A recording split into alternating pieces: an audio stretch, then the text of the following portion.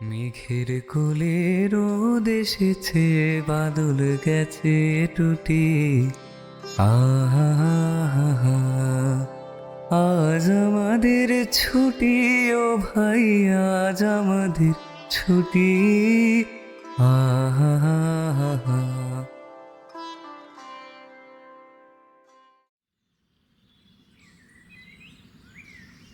কি ব্যাপার ভায়া, সকাল সকাল এত ফুরফুরে মেজাজ?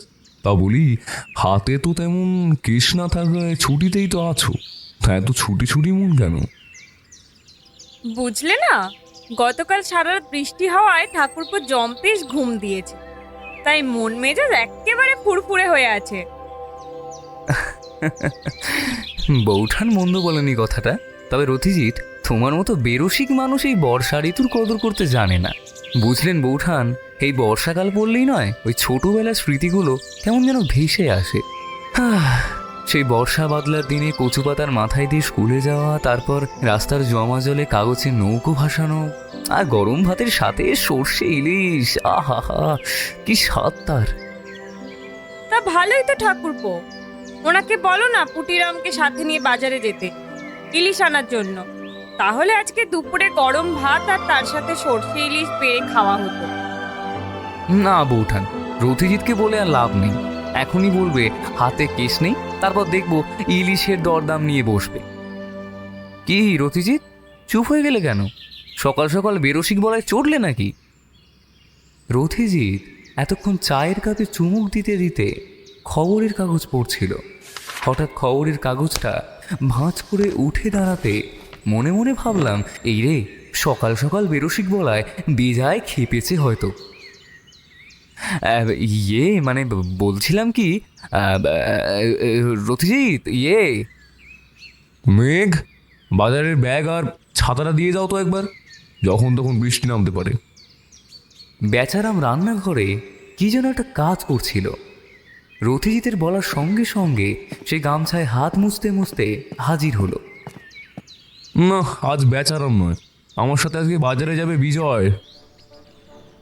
আরে এ কি, আবার আমি কেন? বেচারাম তো যাচ্ছে তোমার সাথে। আমার বাজার যাওয়ার পাট সেই কবেই মেষ ছাড়ার সাথে সাথে চুকে গেছে। আমাকে এইবারের মতো ছেড়ে দাও।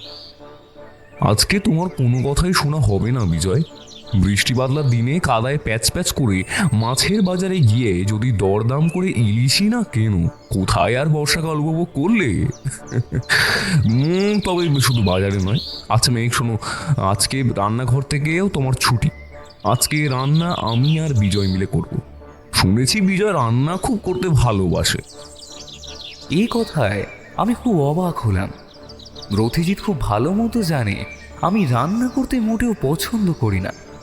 আর সত্যি বলতে কি, নিজের হাতে রান্না করার প্রয়োজনও হয়নি কখনো। এই বাড়িতে আসার পর থেকে পুঁটিরাম এবং পরে বৌঠানের হাতে রান্না খেয়ে আমি অভ্যস্ত। সেই জন্য রথিজিতের মুখে আমি রান্না করতে ভালোবাসি শুনে প্রথমে অবাক হলেও পরে বুঝলাম সকালে বেরসিক বলায় বিপাকে ফেলার জন্য রান্না করার কথা বলছে। কি বললে রথিজিৎ? রান্না করতে ভালোবাসি? হ্যাঁ, তাও আবার আমি?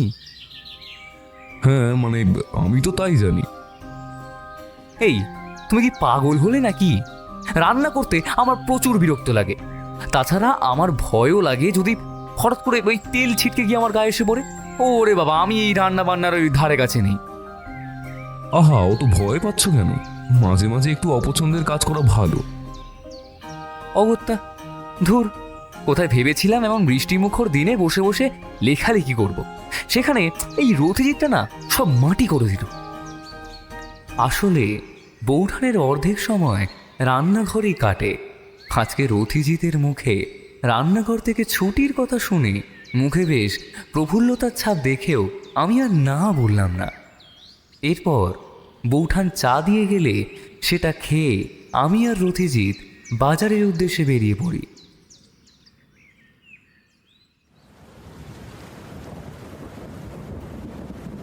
বাড়ি ফিরলাম একেবারে কাক ভেজা হয়ে। কালকে সারা রাত বৃষ্টি হওয়ায় আজকে সকাল থেকেই আকাশের মুখ ভার ছিল। এমনিতেই আষাঢ় মাস, বর্ষার বিরাম নেই। এই বৃষ্টি আসছে, আবার এই আকাশ পরিষ্কার হয়ে যাচ্ছে। বাড়ি ফেরার পর ভিজে জামা কাপড় খুলে আমি আর রথিজিৎ কোমর বেঁধে নেমে পড়ি সর্ষে ইলিশ রান্না করতে। উফ, কি হরিবল এক্সপিরিয়েন্স! এরপর দুপুরে স্নান সেরে সর্ষে ইলিশ গরম ভাত খেয়ে একটানা ভাত ঘুম দিয়ে দিই।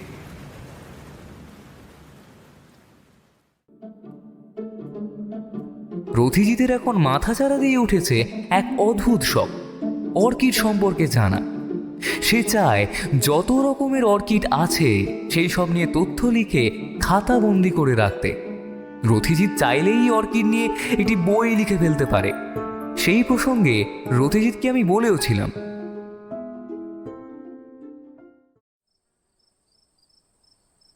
যে আচ্ছা রথিজিৎ, তুমি যে অর্কিডগুলো নিয়ে রিসার্চ করছো, তা তুমি চাইলেই তো এই নিয়ে বই ছাপাতে পারো। তোমার না এই কাজকর্মগুলো বড়ই অদ্ভুত। তোমাকে দেখি আর ভাবি এসব কাজও তুমি কত মনোযোগ সহকারে করো। সত্যের অন্বেষণকারী রথিজিৎ সান্যাল যে কিনা খুন, মারপিট, চুরি, চামারি, ভূতের কেস নিয়ে থাকে, সে কোথায় এই সমস্ত জিনিস নিয়ে লেখালেখি করবে, আর সেখানে তুমি কি না কোথায় বৈজ্ঞানিকদের মতো গাছপালা নিয়ে পড়েছো। তবে তোমার তথ্যগুলো একদম পুঙ্খানুপুঙ্খ। তাই তুমি চাইলে আমি আমার কিছু জানা পাবলিকেশনের সাথে কথা বলতে পারি। রথিজিৎ সান্যাল বই লিখতে চায় শুনলে কোনো পাবলিশার না করতে পারবেন না। রথিজিৎ খানিকক্ষণ চুপ করে থেকে তারপর বলল, না হে বিজয়, আমি কোনো বৈজ্ঞানিক বা লেখক নই, আর আমার এই বিষয়ে কোনো ইচ্ছাও নেই। ওই কাজ করে থাকি আমার শখের কারণে, আর এর বাইরে কোনো বিন্দুমাত্র ইচ্ছা আমার কোনো কালেই ছিল না, আজও নেই। তাছাড়া বাজারে অনেক ভালো ভালো লেখকের বই আছে, আর তা অনেক গুণে ভালো। তা থাকতেই পারে, তবে চেষ্টা করতে দোষ কোথায়? রথিজিৎ ঘাড় নাড়িয়ে অসম্মতি জানিয়ে নিজের কাজে মন দিল। তার টেবিলে পড়ে রয়েছে অর্কিড আর কিছু বই, আর রয়েছে কিছু খাতা কলম। এর মধ্যেই পুটিরাম চা দিয়ে গেছে। একবার ভাবলাম রথিজিৎ যে পরপর অনেক কেস ছেড়ে দিচ্ছে তার জন্য দু চার কথা শোনায়। এমন চলতে থাকলে তার সংসার যে লাটে উঠবে। তবে কেস না নেওয়া নিয়ে আমি একান্তে যত কথাই শোনাই না কেন, রথিজিৎকে বৌঠানের সামনে কেস নিয়ে কিছু বলতে আমি নারাজ। আর এইসব কথা বৌঠানের সামনে বলাটাও যেন কেমন কেমন। রথিজিৎ চায়ে চুমুক দিতে দিতে বলল, আচ্ছা বিজয়, ভূত দেখেছো কখনো? তা হঠাৎ ভূতের প্রসঙ্গ কেন? কি ব্যাপার তোমাদের? হাতে তেমন কেস নেই বলে কি এবার ভূত নিয়ে পড়লে? পারো বাবা তোমরা। তুমি তো সাহিত্যিক মানুষ, তা আজকাল সাহিত্য জগতে ভূতের গল্প লেখার চল তো বড় বেড়েছে।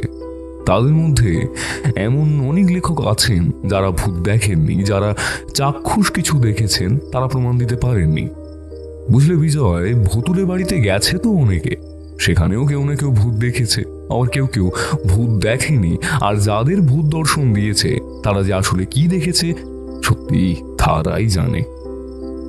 মানে তুমি কি বলতে চাইছো বলো তো রথিজিৎ? ভূত প্রেত বলে কিছু হয় না, তাই তো? না, আমি তা বলছি না। এটা খুবই বিতর্কমূলক একটি বিষয়। এই বিষয় নিয়ে তর্ক করলে জটিলতার শেষ থাকবে না।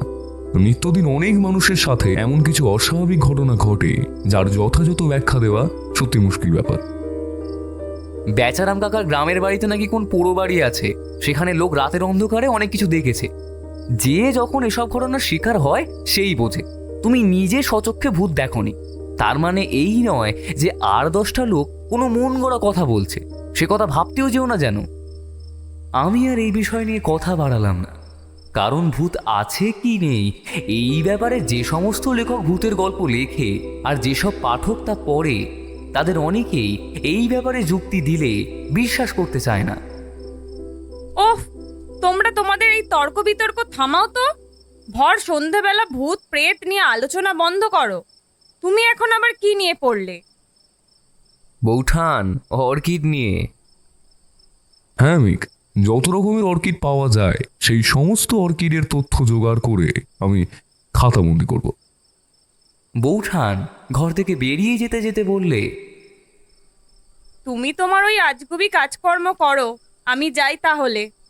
আবার একটু পরেই খাবার জোগাড়জাটি করতে হবে। দাদা বাবু, একজন আপনার সাথে দেখা করতে এসেছেন। ভেতরে আসতে বলো। পুটিরাম বেরিয়ে যেতেই এক ভদ্রলোক ঘরে এসে ঢুকল। লোকটি দেখতে সুদর্শন। ভদ্রলোক ঘরে ঢুকতেই রথিজিৎ বলল, বিজয়, মেয়েকে একটু চা দেওয়ার ব্যবস্থা করতে বলো। আপনি বসুন। আচ্ছা, আপনার নামটা? ভদ্রলোক চেয়ারে বসতে বসতে বললেন, আমার নাম সূর্যশেখর চৌধুরী। ক্ষমা করবেন, আপনি কি কোনো ম্যাজিক শোয়ের সাথে যুক্ত রয়েছেন? ভদ্রলোক সামান্য অবাক হয়ে বললেন, আপনি ঠিকই ধরেছেন, তবে কিভাবে বুঝলেন বলুন তো? তাড়াহুড়োতে আপনি আপনার পাগড়িটা খুলতে ভুলে গেছেন। আর সাধারণত এই রকম পাগড়ি জাদুকররাই পরে থাকেন বলেই আমি জানি। আপনার পায়ে নাগরা জুতো আর আপনার রাজকীয় গোফ। সামান্য আন্দাজ মাত্র। রথিজিৎ তার কথাটা বলল না। ভদ্রলোক বললেন, আপনি ঠিক ধরেছেন রথিজিৎ বাবু, আমি একজন ম্যাজিশিয়ানই বটে। এক মিনিট, ম্যাজিশিয়ান মানে দ্য ওয়ান্ডার ম্যাজিকের কথা বলছেন কি? আপনি নাম শুনেছেন আমাদের ম্যাজিক শোয়ের? হ্যাঁ, তবে আপনি আমার কাছে এসেছেন মানে বিষয়টা গুরুতর কিছু ঘটেছে। বিশেষ কারণ না থাকলে এই বৃষ্টি বাদলার দিনে রাতের অন্ধকারে আসতে না নিশ্চয়ই। ভদ্রলোক কিছুক্ষণ রথিজিতের দিকে তাকিয়ে তারপর বললেন, রথিজিৎ বাবু, বড় বিপদে পড়ে আপনার কাছে এসেছি। আপনার সাহায্য ছাড়া এই বিপদ থেকে কি করে যে উদ্ধার পাবো তা আমি জানি না। খুব খারাপভাবে একটি খুনের সাথে আমি আর আমার ম্যাজিক শোয়ের সমস্ত সদস্য জড়িয়ে পড়েছি। আচ্ছা, আপনি আমার ব্যাপারে জানলেন কিভাবে? ঘটনাটা ঘটার পর ম্যাজিক শো যেখানে চলছিল সেখানকার একজন ভদ্রলোক আপনার কথা জানায়। পুলিশকে খবর দিয়েছিলেন? হ্যাঁ রথিজিৎ বাবু, ঘটনাটি ঘটার পর ঘটনাস্থলে উপস্থিত কেউ পুলিশকে খবর দিয়েছিল। ওনারা এসেছিলেন। আপনাকে খোলাখুলিভাবে সমস্ত ঘটনা বললে হয়তো আপনার ব্যাপারটা বুঝতে সুবিধে হবে। আমার মতে সেটাই ভালো হবে। আপনি নিশ্চিত মনে বলুন সবটা। রাতের অন্ধকার ছাড়া আপনি হয়তো সে সুযোগ পাবেন না। সূর্যকিশোরবাবু প্রথমে হকচকিয়ে গেলেন, তারপর বললেন, রাতের অন্ধকারে এলাম কারণ দিনের বেলা যদি কেউ দেখে আমি নেই তাহলে সেটা নিয়ে সমস্যা হবে। তাও এখন আমি এলাম আমার এক বিশ্বস্ত লোককে বলে।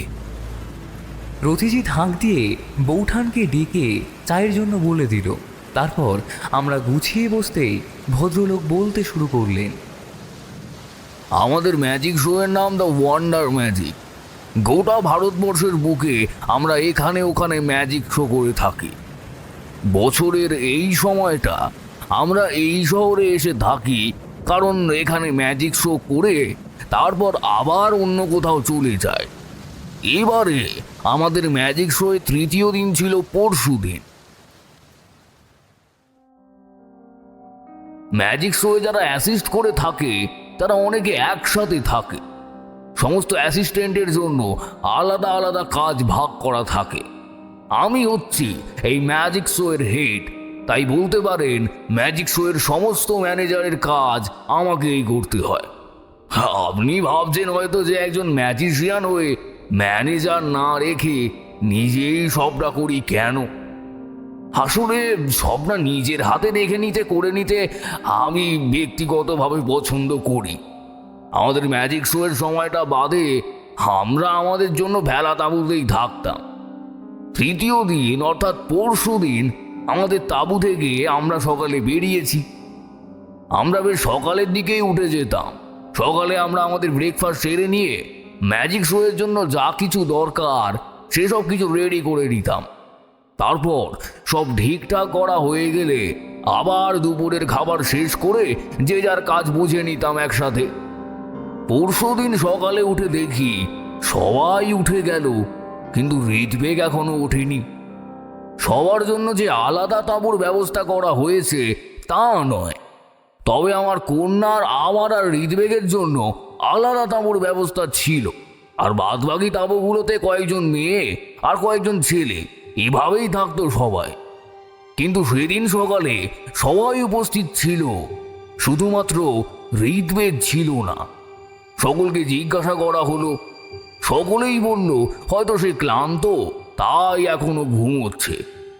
ব্যাপারটা খুব একটা স্বাভাবিক লাগেনি আমার। হৃদবেগ প্রতিদিন সকালে উঠে পড়ে, এমনকি সকলের আগে সে ওঠে।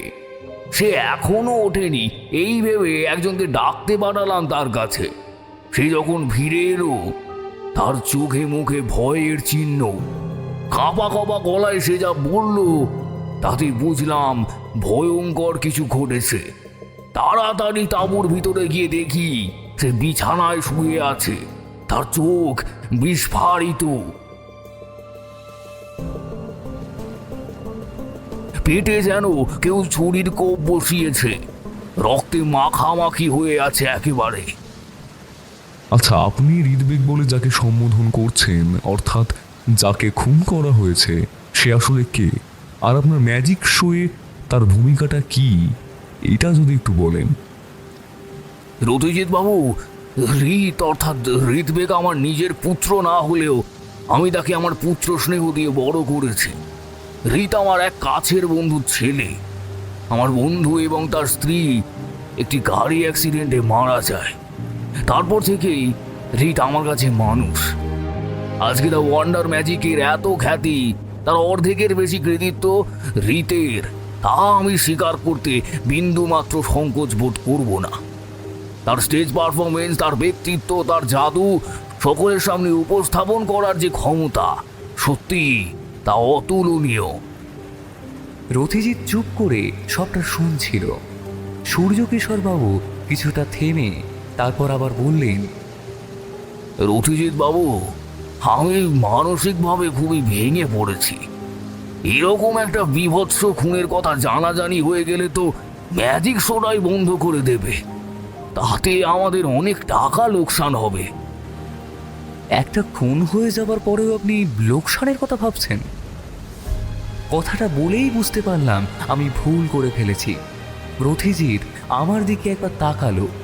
সূর্যকিশোর তারপর বললেন, বিজয়বাবু, আমি হৃদকে স্নেহ করি। তার চলে যাওয়াটা আমাকে কতটা আঘাত দিয়েছে তা হয়তো শুধু আমিই জানি। একজন যে মারা গেছে, তার জন্য গোটা ম্যাজিক শোয়ের সদস্যদের তো আমি আর অনাহারে রাখতে পারি না। আমাদের হাতে যা টাকা পয়সা আছে তা হয়তো কিছুদিন চলে যাবে, কিন্তু জমানো টাকায় আর কতদিন চলবে? তাই যদি ম্যাজিক শো কোনোভাবে বন্ধ হয়ে যায়, তাতে সব থেকে বেশি ক্ষতি আমাদেরই।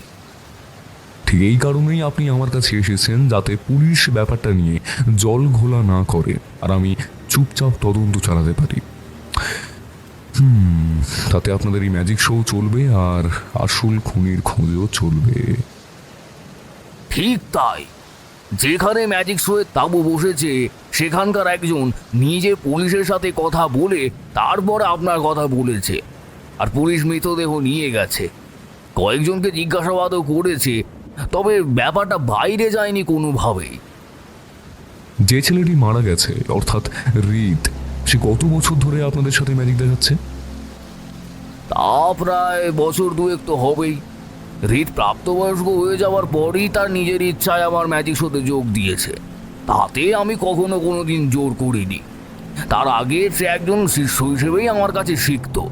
জাদুর প্রতি তার সত্যি আলাদাই একটা টান ছিল। রথিজিৎ কি যেন ভাবলো কিছুক্ষণ, তারপর বলল, সূর্যকিশোর বাবু, আপনি এই মুহূর্তে কি চাইছেন? দেখুন, আমি যদি গিয়ে সরাসরি জেরা করি, তাহলে তো খুনি নিজেও সাবধান হয়ে যাবে। তাতে কি আমাদের সুবিধা হবে? না, আমি তেমন চাইছিও না। আমি চাইছি আপনি অন্যভাবে, মানে সবার চোখের সামনে থেকেই তদন্ত চালান, অথচ যেন কেউ জানতেই না পারে। আমি একটু অবাক হলাম। ভদ্রলোক বেশ লম্বা গোছের, তা আগেই বলেছিলাম। তার মুখ কামানো, চোখে দৃষ্টি বেশ উজ্জ্বল আর হালকা খয়েরি চোখের মণি। একটা উচ্ছ্বাস আছে তার চেহারায়। আমি একবার ভাবলাম বলি, কি বলতে চাইছেন কি জাদুকর? সবার সামনে থেকে তদন্ত করবে রথিজিৎ, অথচ কাউকে জানানোই যাবে না যে এই তদন্ত চলছে। এ আবার হয় নাকি? তবে জাদুকরের এত ভয় কিসের? উনি ভয় পাচ্ছেন কেন? আমি সেটাই তো এখনো পর্যন্ত বুঝতে পারলাম না। রথিজিতের চোখে মুখে অবাক হওয়ার মতো কোনো লক্ষণই দেখতে পেলাম না। তারপর সে কিছুক্ষণ চেয়ারের পিছনে হাত দিয়ে ভেবে নিয়ে বলল, আপনার কথা অনুযায়ী তো আমাকে ছদ্মবেশ ধারণ করে যেতে হবে, কিন্তু তার পিছনে কি কোনো কারণ আছে? তা আছে রতিজিৎ বাবু, আমি দু একজনকে আমার সন্দেহের তালিকাতেও রেখেছি, তবে তাদের জন্য কোনো প্রমাণ তো নেই। গোটা খুনটা হঠাৎ করেই যেন হয়ে গিয়েছে, আর সেই ঘরে ঋতবেগ ছাড়া কেউ ছিল না তার সাথে। পুলিশ বলছে তাকে ধারালো কিছু দিয়ে খুন করা হয়েছে। তার গায়ে এমনকি কোনো আঁচড় বা হাতের ছাপ পর্যন্ত পাওয়া যায়নি। খুনি কোনো ভুল করতেও চায়নি, সেই কারণে সে যেটা দিয়ে খুন করেছে সেটা সাথে করেই নিয়ে গেছে প্রমাণ লোপাট করার জন্য। তাই আমিও চাই না যে আমাদের কোনো ভুল হোক। আচ্ছা বেশ, আপনি ম্যাজিক শোটি যেখানে হচ্ছে সেখানকার ঠিকানাটা দিয়ে যান, আমি পৌঁছে যাবো ঠিক। ও হ্যাঁ, আর আপনার কথা আমার মনে থাকবে। আশা করি কেসটা আমার হাতে নেবার মতো থাকলে আমি অবশ্যই নেব। রতিজিৎ বাবু, আমি জানি না রিতকে কে খুন করেছে, তার উপর তার কি রাগ থাকতে পারে তা আমি জানি না। তবে খুনি যেই হোক, আমি চাই সে শাস্তি পাক। তা না হলে আমার তিলে তিলে গড়ে তোলা দা ওয়ান্ডার ম্যাজিককে আমি হয়তো আর বাঁচাতে পারবো না। ছোট থেকে এটিকে নিজের বাড়ি ঘরের মতো দেখে এসেছি আমি। আমার প্রপিতামহ ছিল এই ওয়ান্ডার ম্যাজিকের মাথা, সেই তৈরি করেছিল দ্য ওয়ান্ডার ম্যাজিক।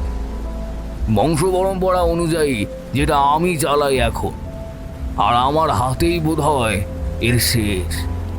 আমার এক কন্যা আছে, সেই হয়তো তার বিবাহের পর আর ম্যাজিক শো করবে না। সত্যি বলতে সে এখন ম্যাজিক শোতে অংশগ্রহণ করে, তবে শুধুমাত্র আমার মন রাখার জন্য। জাদুর প্রতি তার টান নেই, আর আমি জোরও করি না। আমার পরে এই দলের কি হবে সত্যি আমি জানি না। তবে আমি থাকতে আমার শোয়ের ক্ষতি কেউ করবে আর আমি তা বসে বসে দেখব, তা হয় না। আপনি কিচ্ছু চিন্তা করবেন না সূর্যকিশোর বাবু, আপনি যান, আমি কালই আপনার সাথে দেখা করে নেব।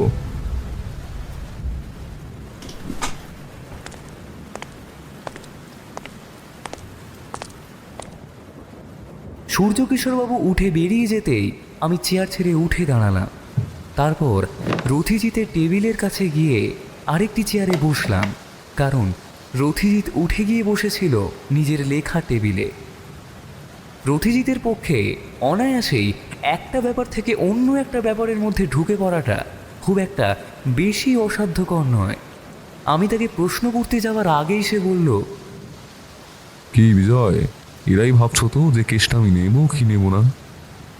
তা তো আছেই। আচ্ছা, সবাইকে জেরা না করে তাদের কাছ থেকে খবর বার করবে কি করে? না মানে চুরি ডাকাতির কেসের মতো হলে নয় লুকিয়ে খুঁজে বার করা যেতে পারতো, কিন্তু এ তো খুনের কেস, আর খুনিকে খুঁজতে গেলে তো... আহ বিজয়, তুমি একটু বেশি ভেবে ফেলেছো হে। এতটা এখনই ভাবার প্রয়োজন নেই। আমি এখন নিশ্চিত মনে আমার কিছু কাজ করব, তারপর কাল ভাবা যাবে কি করব। জাদুকরটি কিন্তু মনে রাখার মতো একটা মানুষ, তাই না? চট করে ভোলা যাবে না। তা তো বটেই, জাদুঘর হওয়ার জন্য একেবারে আদর্শ একজন। জাদুঘররা ভেলকি দেখিয়ে সকলকে তাক লাগায়, আনন্দ দেয়। অনেক তপস্যার পর একজন ভালো জাদুকর হওয়া যায়। ম্যাজিক শোটি কোথায় হচ্ছে বেশ, তুমি জানো? ঠিকানা তো দিয়েই গেলেন সূর্যকিশোর বাবু, তবে তার আগে থেকেই তো আমার জানা। ওই তো মিত্তিপাড়ার মাঠের কাছে। একবার মেঘকে ডাকবে বিজয়? আমি ঘর থেকে বেরিয়ে যেতে যেতে বললাম, সকাল সকালে আমার মন বলছিল খুব তাড়াতাড়ি তোমার হাতে একটা চ্যালেঞ্জিং কেস আসতে চলেছে, তবে সে কেস যে এরকম অদ্ভুত হবে তা আমি ভাবিনি। বৌঠান ঘরে আসতে রথিজিৎ বলল, মিত্তিপাড়ার মাঠে ম্যাজিক শো হচ্ছে, দেখতে যাবে মেঘ? বৌঠান উৎফুল্ল হয়ে বলল, ম্যাজিক শো? অনেক দিন ধরেই ম্যাজিক শো দেখার ইচ্ছে আছে, তবে দেখা হয়নি। কবে যাব? রথিজিৎ নিজের হাতের কাজ চালাতে চালাতেই বলল, কাল সন্ধ্যায় যাব। বেশ, কিন্তু এই ভদ্রলোক যে এলেন তার সমস্যাটা কি? এর উত্তর আমি দিলাম। ভদ্রলোক ওই ম্যাজিক শোয়ের জাদুকর, মানে যেখানে যাওয়ার কথা রতিজিৎ তোমায় বলছে। হ্যাঁ তাই, তবে আমাদের ম্যাজিক শো দেখতে যাওয়ার সাথে কেশির কোনো সম্পর্ক নেই। সেই ব্যাপারে তুমি নিশ্চিন্ত থাকতে পারো। রথিজিতের এ কথা বলার কারণ ছিল, কেননা কেশির কথা শুনেই বৌঠানের মুখ সামান্য কুঁচকে গেছিল। এবার তা স্বাভাবিক হয়ে এলো। ঠিক হয়ে রইল কাল সন্ধ্যায় আমরা যাব ম্যাজিক শো দেখতে। রাতের খাওয়া সেরে আমি নিজের ঘরে গেলাম। ঘুম না আসায় জানলার ধারে বসে বৃষ্টির পরে ঠান্ডা ঠান্ডা হাওয়া গায়ে মাখতে মাখতে আর ঝিঝির ডাক শুনতে শুনতে ভাবতে লাগলাম কেশের ব্যাপারে। সূর্যকিশোরবাবুর খুনের ব্যাপারটা এত গোপন রাখতে চাওয়াটা আমার যেন স্বাভাবিক লাগছে না। গোপন রাখার একটা কারণ তো ম্যাজিক শোয়ের খ্যাতিতে যাতে কোনো ক্ষতি না হয়, কিন্তু তাই বলে তদন্তের ব্যাপারে এত গোপনীয়তা কেন? আর তাছাড়া সূর্যকিশোরবাবুর মুখে শুনে মনে হলো যাকে খুন করা হয়েছে দ্য ওয়ান্ডার ম্যাজিক শোয়ের খ্যাতি শুধুমাত্র তারই জন্য। তাহলে তার উপর কার শত্রুতা থাকতে পারে যার জন্য তাকে খুন হতে হলো? ওই ম্যাজিক শোয়ের কেউ কেন ঋগ্বেদকে খুন করবে? খুনটা বাইরের কেউ করেনি তো? ব্যাপারটা বড়ই অদ্ভুত। এসব ভাবতে ভাবতেই ঘুম এসে গিয়েছিল চোখে। তারপর আমি ঘুমিয়ে পড়ি।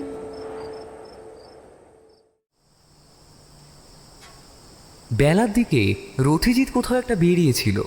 যখন ফিরল তার হাতে 3টে ম্যাজিক শোয়ের টিকিট। পুটিরামকেও বলা হয়েছিল যাওয়ার জন্য, কিন্তু তার প্রবল আপত্তির সামনে আমার বা বৌঠানের কোনো অনুরোধ টেকেনি। একমাত্র রথিজিৎ দেখলাম তাকে কিছুই না বলে মিটিমিটি হাসছে। এই, তুমি হাসছো কেন? আমি তোমার থেকে ভালো বেচারামকে চিনি, তাই সে যখন একবার না বলেছে তুমি তাকে কখনোই হ্যাঁ করাতে পারবে না। আর এসবে তার কোনো আগ্রহই নেই। তাহলে কখন বেরোচ্ছি আমরা? আর সূর্যকিশোরবাবুর সাথে দেখা হলো? তার সাথে দেখা করার কথা তো ছিল না, আমি তো গিয়েছিলাম টিকিট জোগাড়ের জন্য। তুমি কি আমায় তোমায় নতুন করে চেনাবে নাকি? আমি আজ থেকে চিনি না রথিজিৎ তোমাকে। তুমি অকারণে একটা খেসে হাত দেবার পরেও সময় নষ্ট করবে তা তো হয় না। তাই না লুকিয়ে খুলে বলো। ধরেই যখন ফেলেছো তখন তোমার থেকে আর লুকোনোর কিছুই নেই।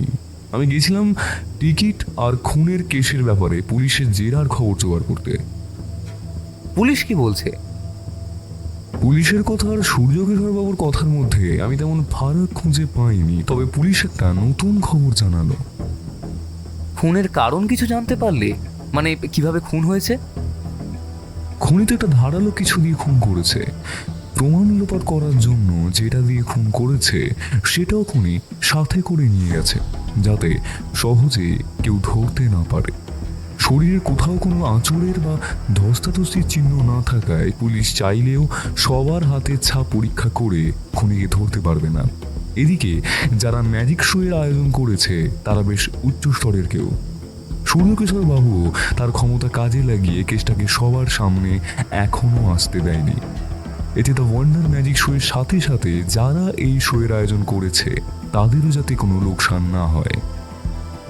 বলো কি? এ তো গুরুতর ব্যাপার। বিজয় শুধু তাই নয়, পুলিশের সন্দেহর চোখ পড়েছে রিতকে যে ছেলেটি অ্যাসিস্ট করত তার উপর। কারণ ওই ছেলেটি রিতের সাথে বেশি সময় ধরে থাকতো। জাদুকর রিতবেগ তার দিনের অর্ধের সময় ম্যাজিক ট্রিক অভ্যাসের মধ্যে কাটায়, কিন্তু তার বিরুদ্ধে শক্ত কোনো প্রমাণ নেই বলে তারা কেসে হতে পারছে না। আর সেই প্রমাণটা খুঁজতেই তোমায় কাজে লাগাতে চাইছেন সূর্যকিশোরবাবু। ঠিক, আর তিনি ভয়ও পাচ্ছেন যদি তাকে বা তার কন্যার সাথে সাথে দ্য ওয়ান্ডার ম্যাজিকের সদস্যদের বাকিদের ওপরে যদি কোনো বিপদ নেমে আসে, হয়তো খুনি একটা খুন করেই থেমে থাকবে না, তার লক্ষ্য হতেও পারে আরেকটা খুন।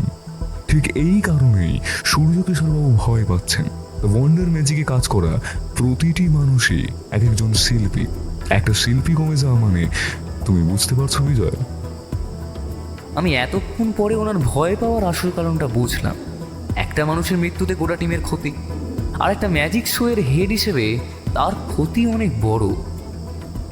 কি ভাইয়া, আবার কি ভাবছো? আমায় অন্য মনস্ক দেখে রথিজিৎ প্রশ্ন করল। না, তেমন কিছু না। ভাবলেও এখন ভাবা বন্ধ করে দাও বিজয়। আজ সন্ধে ঠান্ডা মাথায় ম্যাজিক শো দেখে আসি, তারপর না হয় ভাববে। তুমি ঠিকই বলেছ রথিজিৎ। ম্যাজিক শোতে কোন ম্যাজিকটা সব থেকে বেশি ভালো লাগে তোমার? আমি সামান্য হেসে উত্তর দিলাম, ভায়া, এর আগে আমার কখনো ম্যাজিক শো দেখার সৌভাগ্য হয়নি। তার মানে এটা তোমার প্রথম ম্যাজিক শো দেখা?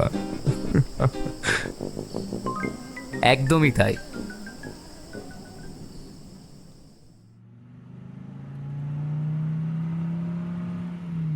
পথে আস্তে আস্তে রথিজিতের মুখে ম্যাজিক শোয়ের যে বিবরণ শুনেছিলাম তা কিন্তু আমায় ম্যাজিক শো সম্পর্কে আরও কৌতূহলী করে তুলল।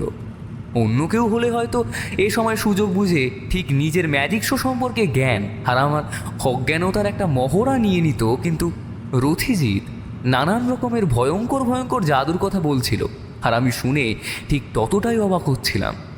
আমি বললাম, সে কি, তুমি যেসব জাদুর কথা বলছো এ তো বেশ বিপদের ঝুঁকি আছে। আর তাই এর নাম ম্যাজিক বিজয়। এখানে মানুষ জীবনের ঝুঁকি নিয়ে খেলা দেখায়, আর তা দেখে মানুষ আনন্দ পায়। ঠাকুরপো, তুমি এসব কথায় কান দিও না তো। তোমাকে এসব বলে ভয় দেখাচ্ছে? আমি ম্যাজিক শো আগেও দেখেছি, অনেক ভালো ভালো জিনিসও আছে ম্যাজিক শোয়ে।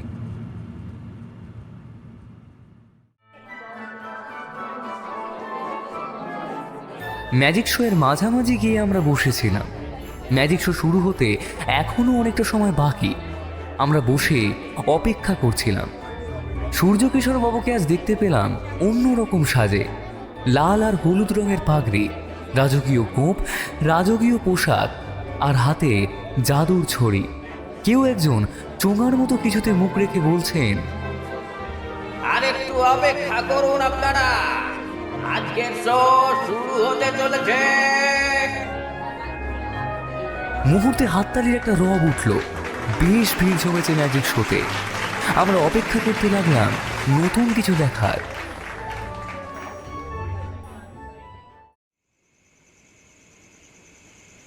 বাবা, এত কিছু! তবে বেশ ভালো লাগলো, মানে দারুণ এক্সপিরিয়েন্স আর কি। আচ্ছা রথিজিৎ, ম্যাজিক শো এর মাঝখানে তুমি উঠে কোথায় গেলে বলো তো? সূর্যকিশোর বাবুর সাথে একবার দেখা করলাম, বুঝলে।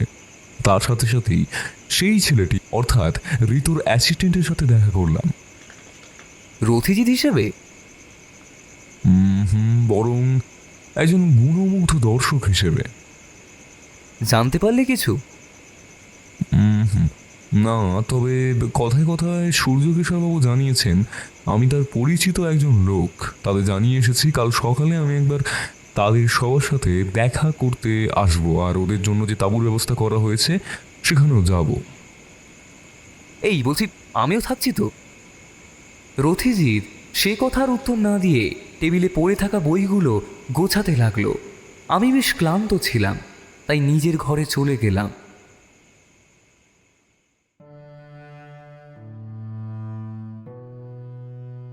নমস্কার, এসে গেছে গল্প শুধু গল্প নয় আরেকটি নতুন গল্প নিয়ে।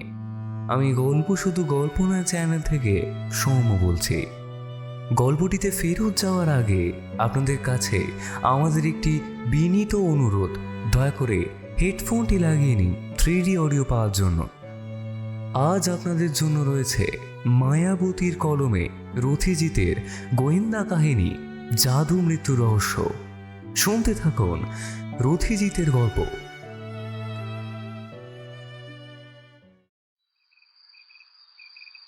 পরদিন আমরা গিয়ে পৌঁছলাম ম্যাজিক শোয়ের তাঁবুতে, আর ঠিক তখনই খবরটা আমি পেলাম। আগের দিন যেহেতু আমরা সেখানে গিয়েছিলাম তাই সব কিছুই আমার চেনা ছিল। ম্যাজিক শোয়ের জন্য যেখানে তাঁবু করা হয়েছিল সেখানে 3-3টে বড় তাঁবুর পেছনে ছোট ছোট তাঁবু। তবে সামনে দেখলাম অনেক সবাই জড়ো হয়ে দাঁড়িয়ে আছে। আমাদের কেমন যেন লাগলো। আমরা দুজনেই দুজনের মুখের দিকে তাকালাম একবার, তারপর এগিয়ে গেলাম সেদিকটায়। কারোর একটা গলা শোনা গেল। এভাবে আর চলছে না ব্যাপারটা, পুলিশকে এবার শক্ত হাতে হাল ধরতে হবে। আপনাদেরকে না জানিয়েই আমি ইতিমধ্যে রথিজিৎ স্যান্ডালের কাছে কেসটা নিয়ে গিয়েছিলাম। তিনি বলেছেন। সামনে এগিয়ে হঠাৎ রথিজিৎ বলল, সূর্যকেশর বাবু পুলিশকে খুনের ব্যাপারটা জানান। আজ থেকে কেসের দায়িত্বটা আমি নিলাম। আপনারা সকলে নিশ্চিন্ত থাকুন। আর সূর্যকেশর বাবু, আপনি একটু আমাদের সাথে এই দিকটা আসবেন, চারপাশে একটু ঘুরে দেখব। তবে হ্যাঁ, তার আগে আমি ম্যাজিক শোটা যারা পরিচালনা করছেন তাদের কারোর সাথে কথা বলতে চাই। রথিজিৎকে দেখে সবাই তার দিকে অবাক দৃষ্টিতে তাকালো। একজন ভদ্রলোক এগিয়ে এসে বললেন, নমস্কার। হ্যাঁ, নমস্কার। আপনি আপনার পরিচয়টা দিলে ভালো হয়। আমার নাম রঞ্জিত কুমার। আমি ম্যাজিক শো এর পুরো ব্যাপারটা দেখছি। সূর্যকেশর স্যার আপনাকে কেসের ব্যাপারে জানিয়েছেন, আমাদের জানা ছিল না। না হলে আপনাকে জানিয়েছেন জানলে তো আমি আর ব্যাপারটা চাপা দেবার চেষ্টা করতাম না। এইসব কথা না হয় পরে হবে। আপনি শুধু লক্ষ্য রাখবেন, যতক্ষণ না পুলিশ আসছে সবাই যেন এক জায়গায় ওই ম্যাজিক শোয়ে তামতে থাকে, যেন কেউ ওখান থেকে বাইরে যেতে না পারে। আপনার উপর দায়িত্ব দিয়ে গেলাম। আসুন সূর্যকিশোর বাবু, চলে এসো বিজয়। ভদ্রলোককে দায়িত্ব দিয়ে আমরা নিজেদের কাজ করতে চলে গেলাম। আমরা তিনজন গিয়ে একটা তাঁবুর মধ্যে ঢুকলাম। একটা ছেলে বিছানার মতো একটা জায়গায় শুয়ে। ছেলেটি আর কেউ নয়, ঋতুর অ্যাসিস্ট্যান্ট, যাকে কালকে আমরা সূর্যকেশর বাবুকে ম্যাজিক শোতে অ্যাসিস্ট করতে দেখেছি। সে একইভাবে খুন হয়েছে। দুই চোখ বিস্ফারিত, পেটে ধারালো কিছু পড়ে খুন করা হয়েছে। রথিজিৎ প্রথমে মৃতদেহটা ভালোভাবে দেখে নিয়ে তারপর উঠে দাঁড়ালো। তারপর গোটা তাঁবুটা ঘুরতে ঘুরতে বলল, ব্যাপারটা আমাকে খুলে বলুন, আসলেই কি হয়েছে? সূর্যকেশর বাবু ভেঙে পড়েছেন এবার। পুত্র সমতুল্য হৃদকে হারানো, তারপর আরেকজন অ্যাসিস্ট্যান্টকে হারানো, দুজন শিল্পী হারিয়েছেন তিনি। ম্লান গলায় বললেন, আগের বারের মতোই সকালে একজন ডাক্তার এসে দেখে মুকুল বিছানায় শুয়ে আছে, চোখ বিস্ফারিত আর শরীরে প্রাণ নেই। আচ্ছা, আপনি একটা কথা বলুন, ওদের মানে ঋতু বা মুকুলের কি কোনো ব্যক্তিগত শত্রু ছিল? মানে সম্প্রতি এমন কি কোনো কিছু ঘটেছে যার সাথে মুকুল এবং ঋতু দুজনেই জড়িত ছিল বা এই খুনের সাথে সম্পর্কিত হতে পারে এমন কিছু? না রথিজিৎ বাবু, এমন কিছু ঘটেছে বলে আমার তো তেমন কিছু মনে পড়ে না। আর ওদের সাথে কারোর কোনো শত্রুতা হতে যাবেই বা কেন? রথিজিৎ সামান্য হেসে তারপর মৃতদেহর কাছে এসে বলল, সূর্যশেখর বাবু, আপনি কি কখনো জেনে শুনে শত্রু বানাবেন? কেউই কখনো জেনে শুনে শত্রু বানায় না, নিজের অজ্ঞাতেই তা বানায়। রথিজিৎ বাবু, সবটা জানাজানি হয়ে গেলে পুলিশ এসে হয়তো এবার আমাদের ম্যাজিক শো বন্ধই করে দেবে। সূর্যকেশর বাবু, দ্য ওয়ান্ডার ম্যাজিকের দুজন সদস্যের খুন হয়ে গেছে। আপনি এখনো সবটা চাপা দিয়ে রাখতে চাইছেন শুধুমাত্র আপনাদের খ্যাতি এবং আপনাদের টিমের সদস্যদের কাজ বাঁচানোর জন্য? এটা একদমই ঠিক নয়। এখানে আমি আপনাকে সমর্থন করতে পারছি না। আপনি হয়তো ঠিকই বলছেন, আমার আপনাদের কাজে বাধা দেওয়া উচিত হয়নি। আপনার যা ভালো মনে হয় তা আপনি করুন। আমি এখন একবার আপনাদের ম্যাজিক শোয়ের সব সদস্যের সাথে একবার কথা বলতে চাই। আপাতত পুলিশ এসে বডি নিয়ে যাক। চলুন আমরা একবার সবার সাথে কথা বলে নিই। আর হ্যাঁ, আপনাদের এখানে মুকুল বলে ছেলেটি যার সাথে বেশি মেলামেশা করতো তাকে একটু ডেকে দেবেন, তার সাথে আমার একটু কথা বলা দরকার। মুকুল যে তাঁবুতে ছিল সেটা থেকে আমরা বেরিয়ে এসে বড় সার্কাসের তাঁবুতে ঢুকলাম। আমাদেরকে ঢুকতে দেখে রঞ্জিত কুমার এগিয়ে এসে বললেন, রথিজিৎ বাবু, আপনার কথা মতো সবাই এখানেই আছে। ধন্যবাদ আপনাকে। এবার আপনারা সবাই এক এক করে আমার কাছে আসবেন। আপনাদের সকলকে কিছু জিজ্ঞাসাবাদ করার আছে আমার। সবার প্রথমে মুকুল, যার সাথে বেশি মেলামেশা করতো তাকে পাঠাবেন। আর সূর্যকেশর বাবু আর রঞ্জিত বাবু, আপনারা গিয়ে বসুন, প্রয়োজন হলে আমি আপনাদের ডেকে নেব। এরপর একজন ভদ্রলোক এগিয়ে এলেন। আপনার নাম? আগে বিকাশ দাস। আপনি মুকুলকে ঠিক কতদিন ধরে চেনেন? স্যার, আমি এই দলের সাথে কাজ করছি আজ 5 বছর হলো। মুকুল এই দলে যোগ দিয়েছে 2.5 বছরের মতো হবে। মুকুল আমার ছোট ভাইয়ের মতো। কালকে আপনার মুকুলের সাথে সে কখন দেখা হয়েছে? ওকে দেখে আপনার কি কিছু অদ্ভুত মনে হয়েছিল? স্যার, আমি আর মুকুল না অনেক রাত পর্যন্ত ওর তাঁবুতে বসে কথা বলি। আমি সাধারণত এখানের সমস্ত সদস্যদের চা জলখাবার দিয়ে থাকি। আর ওই টুকটাক যেসব জিনিসপত্র আছে না, সেগুলো ওই হাতের কাছেই একটু জোগাড় করে দিই। কিন্তু কিন্তু ঋতবেক স্যার খুন হয়ে যাওয়ার পর বড়বাবু মানে সূর্যকিশোর স্যার আমাকে গতকাল ম্যাডামের তাঁবুর বাইরে পাহারা দেওয়ার জন্য বলেছিলেন। তাই কালকে রাতে মুকুলের সাথে আমার দেখা হয়নি। শেষ কথা হয়েছিল সন্ধেবেলায়। ও আমাকে বলেছিল চা দিতে। আমি যখন ওকে চা দিতে গিয়েছিলাম, ওর তাঁবুতেই বসেছিল। ওকে দেখে আমার কেমন একটা মন মরা লাগায় আমি ওকে জিজ্ঞাসা করেছিলাম যে কিছু হয়েছে। ও সেই কথার উত্তর দেয়। আমি ভাবলাম হয়তো ঋতবেক স্যার মারা যাওয়ায় কষ্ট পেয়েছে, তাই মন মরা হয়ে পড়ে আছে। আমি আর কিছু না বলেই তারপর বেরিয়ে এসেছিলাম। কাল রাত্রে কি আপনি কোনো শব্দ শুনেছিলেন? না স্যার। আচ্ছা বেশ, মুকুলের সাথে কারোর ব্যক্তিগত শত্রুতা ছিল কি? মানে মুকুল বা ম্যাজিশিয়ান ঋতবেক দুজনের সাথেই কারোর কোনো শত্রুতা? আচ্ছা, তোমাকে কি মুকুল কখনো কিছু বলেছে? না স্যার, আমাকে তো মুকুল কখনো কোনো কিছু বলেইনি। ও খুব একটা কারোর সাথে মেলামেশাও করতো না। ও শত্রু হবেই বা কী করে? আর ঋতবেক স্যারের মতো তো মানুষই হয়। এত বড় মাপের একজন জাদুকর হয়েও সকলের সাথে এমন সমানভাবে মেলামেশা করতেন। কিন্তু কোথা থেকে যে কি হয়ে গেল। কেউ মেলামেশা করে না বলে তার কোনো শত্রু হবে না, সেটার কোনো গ্যারেন্টি নেই।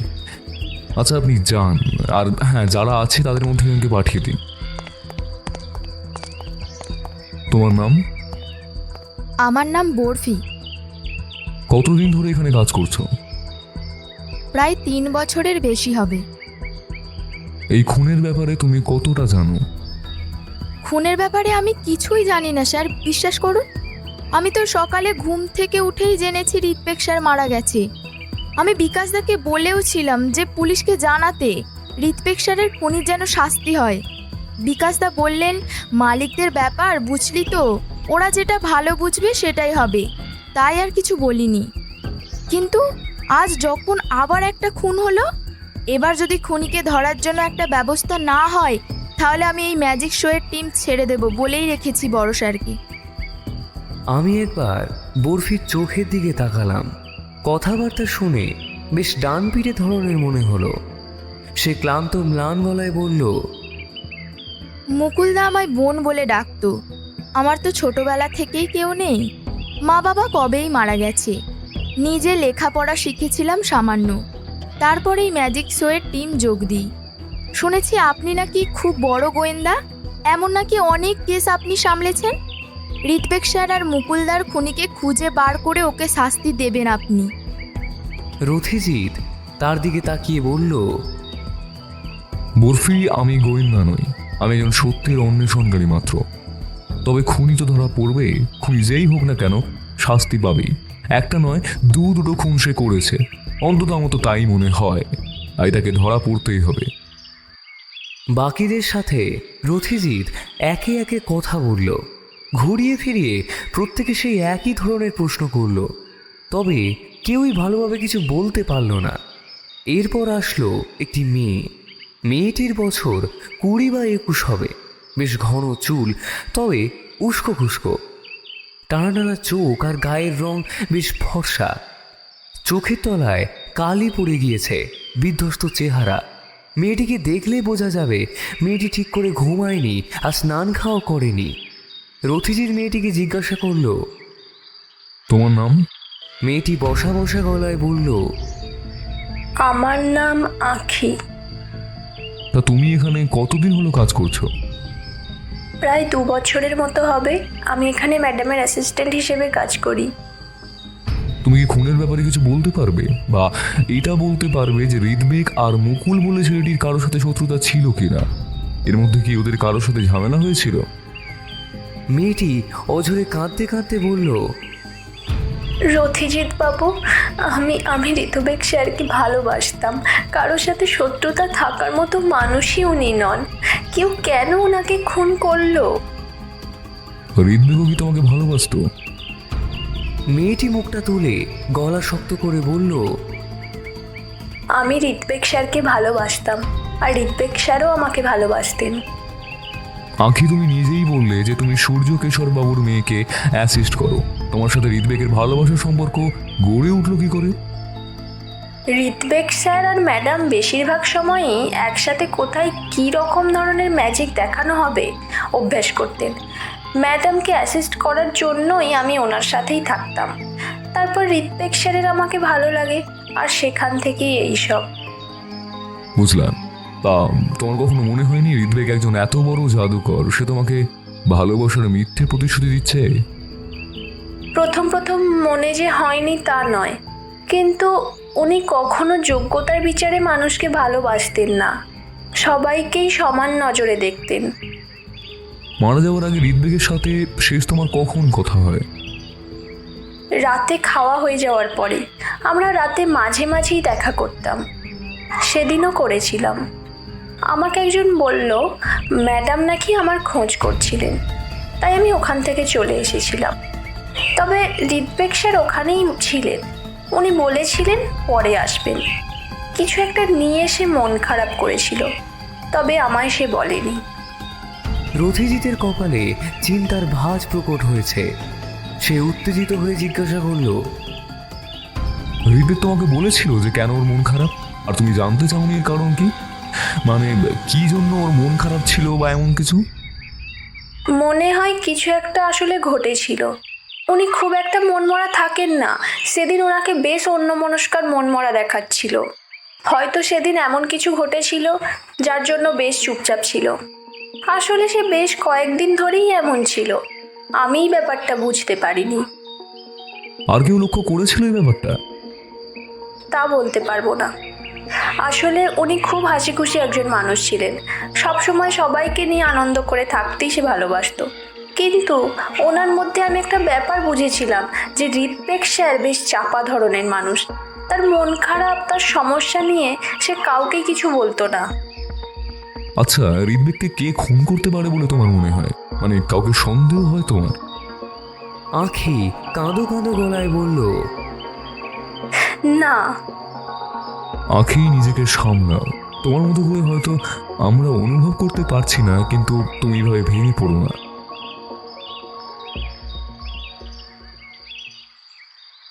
কি রথিজিৎ, সবার সাথে তো প্রায় কথা হয়ে গেল, এবার বাড়ি ফিরবে তো? না হে বিজয়, সূর্যকেশর বাবুর সাথে কিছু কথা বলার আছে। রথিজিৎ সূর্যকিশোর বাবুকে ডেকে পাঠালেন। সূর্যকিশোর বাবু, আপনি আঁখি নামের মেয়েটিকে কতটা চেনেন? মেয়েটি বেশ মিষ্ট স্বভাবের। বছর দুয়েক হয়েছে মেয়েটি আমাদের সাথে কাজ করছে। ওর সাথে ঋত্বেকের একটা সম্পর্ক ছিল, তা কি আপনার জানা আছে? সূর্যকিশোর বাবু বেশ অবাক হলেন, বললেন, ঋত্বেক কেন ওই মেয়েটিকে ভালোবাসবে? কেন, না ভালোবাসার কারণ কি? হ্যাঁ রথজিৎ বাবু, আপনি আপনি ঠিকই। আমি প্রথমে শুনে অবাক হলাম, কারণ আমি কানাঘুষোয় শুনেছিলাম মুকুল আঁখিকে পছন্দ করে। তবে ঋত্বেকও আঁখি বলে মেয়েটাকে নিয়ে বেশ আগ্রহ প্রকাশ করতো বটে। আঁখিও কি মুকুলকে পছন্দ করতো? কিছু জানেন আপনি? না রথজিৎ বাবু, এই ব্যাপারে আমি কিছু জানি না। আপনার কারোর উপরেই সন্দেহ নেই? এমনকি সবাই বলছে যে ঋত্বেক আর মুকুলের কারোর সাথেই কোনো শত্রুতা নেই, তাকে খুন করার পিছনে কোনো শক্ত মোটিভও পাওয়া যাচ্ছে না। সূর্যকিশোর বাবু আরও কিছু বলার আগেই রঞ্জিত কুমার এসে বললেন, পুলিশ এসেছে, সবাইকে একবার বাইরে যেতে বলছেন। নমস্কার রথিজিৎ বাবু, আমি পলাশ চৌধুরী। আপনি আমাকে চিনবেন না, তবে পুলিশ মহলে আপনার অনেক নাম শুনেছি। পুলিশের আগেই যেখানে রথিজিৎ বাবু এখানে এসেছেন, সেখানে আমার আর কি দরকার? রথিজিৎ কেমন একটা চোখের ইশারা করলো ইন্সপেক্টরের দিকে, তারপর তাকে টেনে অন্য দিকে নিয়ে গিয়ে কি যেন বলল। ফিরে আসতেই রথিজিৎ আর ইন্সপেক্টর মিলে মুকুলের মৃতদেহ যেখানে ছিল আমরাও সেখানে গেলাম। পুলিশ মৃতদেহ নিয়ে চলে যেতেই আমরাও ফিরে এলাম।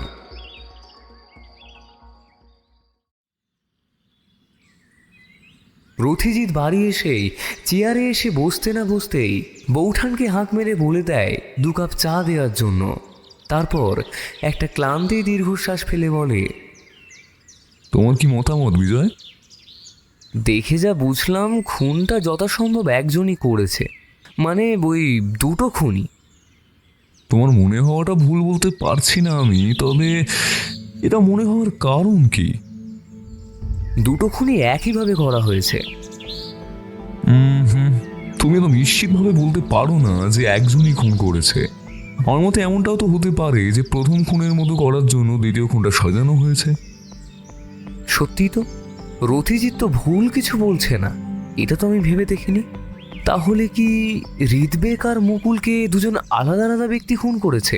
কিন্তু রথিজিৎ যে বলল ঋতবেকের খুনের কোনো মোটিভ আপাতত মেলেনি, তাহলে মুকুলের খুনের কারণ কি? প্রথম খুনের কারণটা নিয়ে আমি নিশ্চিত না হলেও বোধহয় দ্বিতীয় খুনের কারণ আমি অনুমান করতে পেরেছি। তুমি কি করে বুঝলে যে আমি এটাই ভাবছিলাম? রথিজিৎ একটু হেসে বলল, আর এমন কি ব্যাপার বিজয়, তুমি যেমন অনেকদিন ধরে আমাকে চেনো, আমিও তো তোমাকে চিনি। আমার উত্তর শুনেই তোমার মন কেমন একটু চিন্তিত হলো, তাই তোমার মুখে একটা চিন্তার ভাব ফুটলো, কিন্তু তারপরেই তোমার মুখের মাঝে একটু ভাব বদলালো। চোখ সামান্য বড় হলো আর মুখটা সামান্য হালকা খুলে গেল। মানে তুমি অবাক হয়ে হঠাৎ কিছু একটা বুঝতে পেরেছো। এর মানে কি তোমায় বলে দিতে হবে আবার? কিন্তু অনুমানটা যে কি করলে তা তো বললে না। কিছুই না বিজয়, হতে পারে মুকুল প্রথম খুনের ব্যাপারে কিছু জানতো আর প্রমাণ লোপাটের জন্য তাকে সরিয়ে দেওয়াটা প্রয়োজনীয় ছিল। তোমার কি কাউকে সন্দেহ হচ্ছে রথিজিৎ? যা দেখছি সন্দেহের তালিকা থেকে তো কাউকেই বাদ দেওয়া যাচ্ছে না, এমনকি সূর্যকিশোর বাবুকেও না। স্পেশালি ওই ঋতবেক আর আখির ব্যাপারটা জানার পর ভদ্রলোক কথাটা শুনে এমন চমকে গেলেন, আবার বললেন উনি নাকি ঋতবেককে আখির প্রতি বেশ আগ্রহ প্রকাশ করতে দেখেছেন। আমার এই আখি নামের মেয়েটিকে সন্দেহ হচ্ছে, কারণ একমাত্র সেই দেখেছিল ঋতবেককে সবার শেষে। আচ্ছা, পোস্টমর্টম রিপোর্টটা আগে আসুক, তারপর না হয় ভেবে দেখা যাবে। ওফ, আজ আর শরীর দিচ্ছে না বিজয়, খাওয়া দাওয়া করে একটু বিশ্রাম করে নাও, বিকেলে আবার বেরোতে হতে পারে।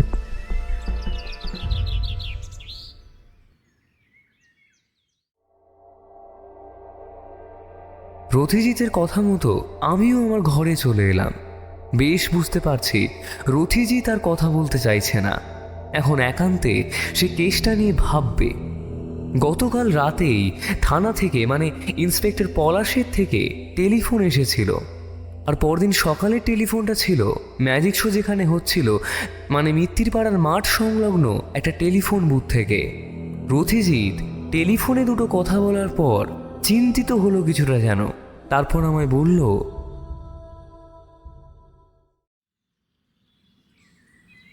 দুটো খবর আছে বিজয়, আমাদের সন্দেহটাই ঠিক, দুটো খুন একইভাবে করা হয়েছে। ইন্সপেক্টর টেলিফোনে সেই কথাই জানালেন। চিন্তার বিষয় এখানে এই যে যেটা দিয়ে খুন করা হয়েছে সেটা পাওয়া গেছে, আর সেটায় কোনো আঙুলের ছাপ পাওয়া যায়নি। খুনি খুব সাবধানতা অবলম্বন করে কাজটা করেছে। খুনি একটা ধারালো ছুরি দিয়ে খুনটা করেছে, যেগুলো মূলত জাদু দেখানোর ক্ষেত্রে ব্যবহার করা হয়ে থাকে। তবে পুলিশের সন্দেহ এই যে দুটো খুনি একজনই করেছে, আর সেই দ্য ওয়ান্ডার ম্যাজিকের সদস্যদের মধ্যেই কেউ। আসল কথাটা হলো পুলিশের অনুমান খুনি একজনই। তুমি এটা নিয়ে কি বলবে রথিজিৎ? দেখো বিজয়, খুনি কজন তা নিয়ে ভাবার সময় আসেনি। খুনের কারণ খুঁজে বার করাটা আগে দরকার, আর আমাদের সেটাই করতে হবে তাড়াতাড়ির মধ্যে, তাহলেই খুনি কে তা জানা যাবে। রথিজিতের মুখটা বেশ চিন্তিত লাগলো। জিজ্ঞেস করলাম, আর দ্বিতীয় খবরটা কি? যে ছুরির কথা তোমাকে আমি বললাম সেটা পাওয়া গেছে একজনের তাঁবু থেকে, আর তাকে তুমি আর আমি দুজনেই চিনি। তুমি ঠিক কার কথা বলছো বলো তো? সূর্যকিশোর বাবু বিজয়, দ্য ওয়ান্ডার ম্যাজিকের সদস্যদের মধ্যে অনেকেই তাকে সন্দেহ করছে। কিন্তু সূর্যকেশরবাবু কেন এমনটা করবেন? এতে তো তারই ক্ষতি। বিজয়, লাভ ক্ষতির হিসেব তো পরে আসছে। সূর্যকিশোর বাবু আমায় অন্য কথা বললেন। কাল রাতেই তার তাঁবুতে অন্য কেউ ঢুকেছিল, কিন্তু সেটাকে সূর্যকেশরবাবু যে কোনো মিথ্যা কথা বলছে না, সে ব্যাপারে তুমি এতটা নিশ্চিত হচ্ছ কি করে? তিনি এই ম্যাজিক শো এর মাথা, আর তোমার কাছে কেসটা নিয়ে এসেছিলেন তিনি এই একটা কারণে। দেখো রথিজি, তোমাকে আমি সাবধান করে দিচ্ছি, তোমার অজানা কিছুই নয়। এর আগেও আমি তোমায় সমাধান করতে দেখেছি, যাতে খুনি অথবা অপরাজিতা নিজেই আমাদের কাছে এসেছিল। তুমি কি বলছো সেটা আমি বুঝতে পেরেছি ভায়া, আর আমি যে সূর্যকিশোর বাবুকে সন্দেহের বাইরে রাখছি তাও নয়। তবে আমার সমস্যাটা হলো কারণ, ঠিক কী কারণে দুটো মানুষ খুন হয়ে গেল? তোমার মনে হয় না ঋত্বিক আর ওই আঁখি নামের মেয়েটির মধ্যে কিছু হয়েছিল, যার জন্যই, বা হতে পারে তো কোনো কারণে ঋত্বিক এত বড় একজন জাদুকর ছিলেন, ওকে যারা পছন্দ করে না তাদের মধ্যেই কেউ খুন করেছে? সেদিকটাও আমি ভেবেছি বিজয়, তবে সেখানে সমস্যা হলো ঋত্বিককে সূর্যকিশোর বাবুই নিজের হাতে মানুষ করেছেন, আর তার ম্যাজিক শো এর এত খ্যাতি ঋত্বিকের জন্যই। আমি খোঁজ নিয়ে দেখেছি 2 বছর আগে পর্যন্ত দ্য ওয়ান্ডার ম্যাজিকের কোনো খ্যাতি ছিল না। আমি রথিজিতের এই যুক্তিটা কাটতে পারলাম না। এর জন্যই বোধ হয় আমার আর রথিজিতের ভাবনার মধ্যে এত ফারাক। আমি যা দেখি তা ভাবি, আর রথিজিৎ ঠিক সেগুলোই ভাবে যা দেখা যায় না। তাহলে এবার কি করবে ভাবছ? রথিজিৎ, আমার মনে হয় আরও একটা খুন হতে চলেছে। আমার তা মনে হয় না। খুনির কাজ শেষ হয়ে গেছে, আর আর সমস্যাটা তো এখানেই। কেন? সমস্যা কেন? খুনি সাবধান হয়ে গেছে। প্রথম খুনের পেছনে কারণ থাকলেও দ্বিতীয় খুনটা তাকে করতে হয়েছে বাধ্য হয়েই, আর তৃতীয় খুন করার কোনো প্রয়োজনই নেই। আমি অবাক হয়ে বললাম, এই রথিজিৎ, তুমি ঠিক কি বলতে চাইছো আমি কিন্তু কিছুই বুঝতে পারছি না। এখানে দ্বিতীয় খুন, তৃতীয় খুন, ব্যাপারটা কিন্তু আমার ঠিক গুলিয়ে যাচ্ছে। রথিজিৎ হাসতে হাসতে উঠে দাঁড়িয়ে বলল, বিজয়, মস্তিষ্ককে অত চাপ দিও না হে। যা মনে হচ্ছে তাই ভেবেই মনে মনে কেসটা সমাধান করার চেষ্টা করব। বাকিটা কাল সকালে ম্যাজিক শোয়ের ওখানে গিয়ে বুঝে নেওয়ার চেষ্টা করো না হয়। রথিজিৎ উঠে দাঁড়িয়ে আড়মোড়া ভাঙছিল। আমি বললাম, আচ্ছা রথিজিৎ, কেউ যদি কাউকে ছুরি দিয়ে খুন করে বা খুন করার জন্য উদ্যত হয়, তাহলে কি সে একবারও চিৎকার করার চেষ্টা করবে না? মানে আমি বলতে চাইছি, ধরো কেউ যখন জানে তোমার আশেপাশের তাঁবুতে আরও অনেকে আছে, তাহলে তো সে একবার হলেও চেষ্টা করবে শব্দ করার। এতজনের মাঝখান থেকে একজনকে ওভাবে খুন করাটা কি অস্বাভাবিক নয়? হ্যাঁ, ধরে নিচ্ছি সবাই ক্লান্ত হয়ে ঘুমিয়ে পড়েছিল, কিন্তু কেউ চিৎকার করলে কারোর যে ঘুম ভাঙবে না, এইটা কখনো সম্ভব? এই কারণেই তো তোমায় বললাম যে খুন আর হবে না। প্রথমে ঋত্বিককে খুন করা হয়েছে, আর খুনির ভয় ছিল মুকুলকে নিয়ে, তাই সে আমাদের বা পুলিশকে কিছু বলার আগেই তাকে সরিয়ে দিল। তবুও রথিজিৎ, আমার মনে হয় খুনটা তাঁবুতে হয়নি, হয়েছে অন্য কোথাও। আমারও তাই মনে হচ্ছে। কাল ম্যাজিক শোয়ের মাঠে গিয়ে একবার ভালো করে জায়গাটা দেখা দরকার। আমি আর কথা বাড়ালাম না, নিজের ঘরে চলে গেলাম। কেসটা ক্রমশ জটিল হয়ে যাচ্ছে। প্রথম খুন চাপা দেওয়ার জন্যই দ্বিতীয় খুন, তার মানে দ্বিতীয় খুনের কারণ স্পষ্ট, তবে প্রথম খুনের কারণ স্পষ্ট নয়। বেচারা মেশে চা দিয়ে গেল। আমি চা খেতে খেতে মাথাটা হালকা করার জন্য আগের কেসের ঘটনাটা লিখে রাখায় মন দিলাম। সন্ধ্যের সময় আমি রথিজিতের ঘরে গেলাম। কিছুক্ষণ চেয়ারে বসে থাকার পর সে বলল, প্রথম দিন সূর্যশেখর বাবু আমাদের খুনের ব্যাপারে কি বলেছিলেন মনে আছে তোমার? আমি অবাক হয়ে বললাম, কেন বলো তো? তিনি বলেছিলেন ম্যাজিক শোয়ের লোকেরা একটা তাঁবুতে বেশ কয়েকজন মিলে থাকে, কিন্তু তার তাঁবুতে সে একাই থাকে, আর তার তাঁবুতে খুব একটা কেউ ঢোকেও না। একমাত্র তার মেয়ে দীপ্তিশিখা আর ঋত্বিক থাকাকালীন সেই সময় সবাই ঢুকতো। তাহলে তার ঘরে রক্তমাখা ছড়ি পাওয়া গেলে একমতে তাকে সন্দেহ না করে সেই তাঁবুতে যারা ঢুকে সন্দেহ তাকে বা তাদেরকেও করতে হয়। আর তার চেয়ে বড় খটকা হলো, ব্যাপারটা আগে কারোর চোখে তো পড়েনি। আমরা নিজেদের পরিচয় দিয়ে তদন্ত শুরু করার পরেই হঠাৎ করে দেখা গেল কি করে। তুমি কি বলতে চাইছো বলো তো রথিজিৎ? আর তুমি সেদিন সবাইকে জিজ্ঞাসাবাদ করলেও সূর্যকিশোর বাবুর মেয়ে দীপ্তিশিখাকে কেন জিজ্ঞাসাবাদ করলে না? আমি জিজ্ঞাসাবাদ করিনি সেটা নয়, সূর্যকিশোর বাবু জানিয়েছিলেন ওনার মেয়ের শরীর ভালো নেই, তাই সে কোনো রকম বয়ান দিতে চায় না। হ্যাঁ, তো যেটা বলছিলাম, যে খুনি এত কষ্ট করে খুনের প্রমাণ লোপাট করার জন্য আরেকটা খুন করে ফেললো, সে কি এতটাই বোকা যে নিজের ঘরে নিজের খুনের প্রমাণ রেখে দেবে? ব্যাপারটা খটকা জাগাচ্ছে না তোমার মনে? আরে তাই তো। তার মানে কেউ আমাদের তদন্তের মোড় ঘুরিয়ে দেওয়ার জন্য ওটা সূর্যকিশোর বাবু তাঁবুতে রেখে এসেছে। অন্তত আমার তো তাই অনুমান। কাল ব্যাপারটা খুঁটিয়ে না দেখলে বোঝাই যাবে না। তুমি বরং আর একটু ভাবো রথিজিৎ। আমারও এখন মনে হচ্ছে কেউ আমাদের তদন্তের মোড় ঘুরিয়ে দিতে চাইছে। কেউ চাইছে আমাদের সন্দেহের তীরটা সূর্যকেশরবাবুর দিকে ঘুরিয়ে দিতে। রথিজিৎ চিন্তিত গলায় বলল, সূর্যকিশোর বাবু কিংবা সেই তাঁবুতে যাতায়াত করে অন্য কারোর দিকে। কেসটা জমে উঠেছে বিজয়, বেশ একটা চ্যালেঞ্জ রয়েছে। রথিজিৎ চিন্তিত মুখে বিছানায় বসে হেলান দিয়ে চোখ বুঝল। আমি জানলার ধারে এসে দাঁড়ালাম।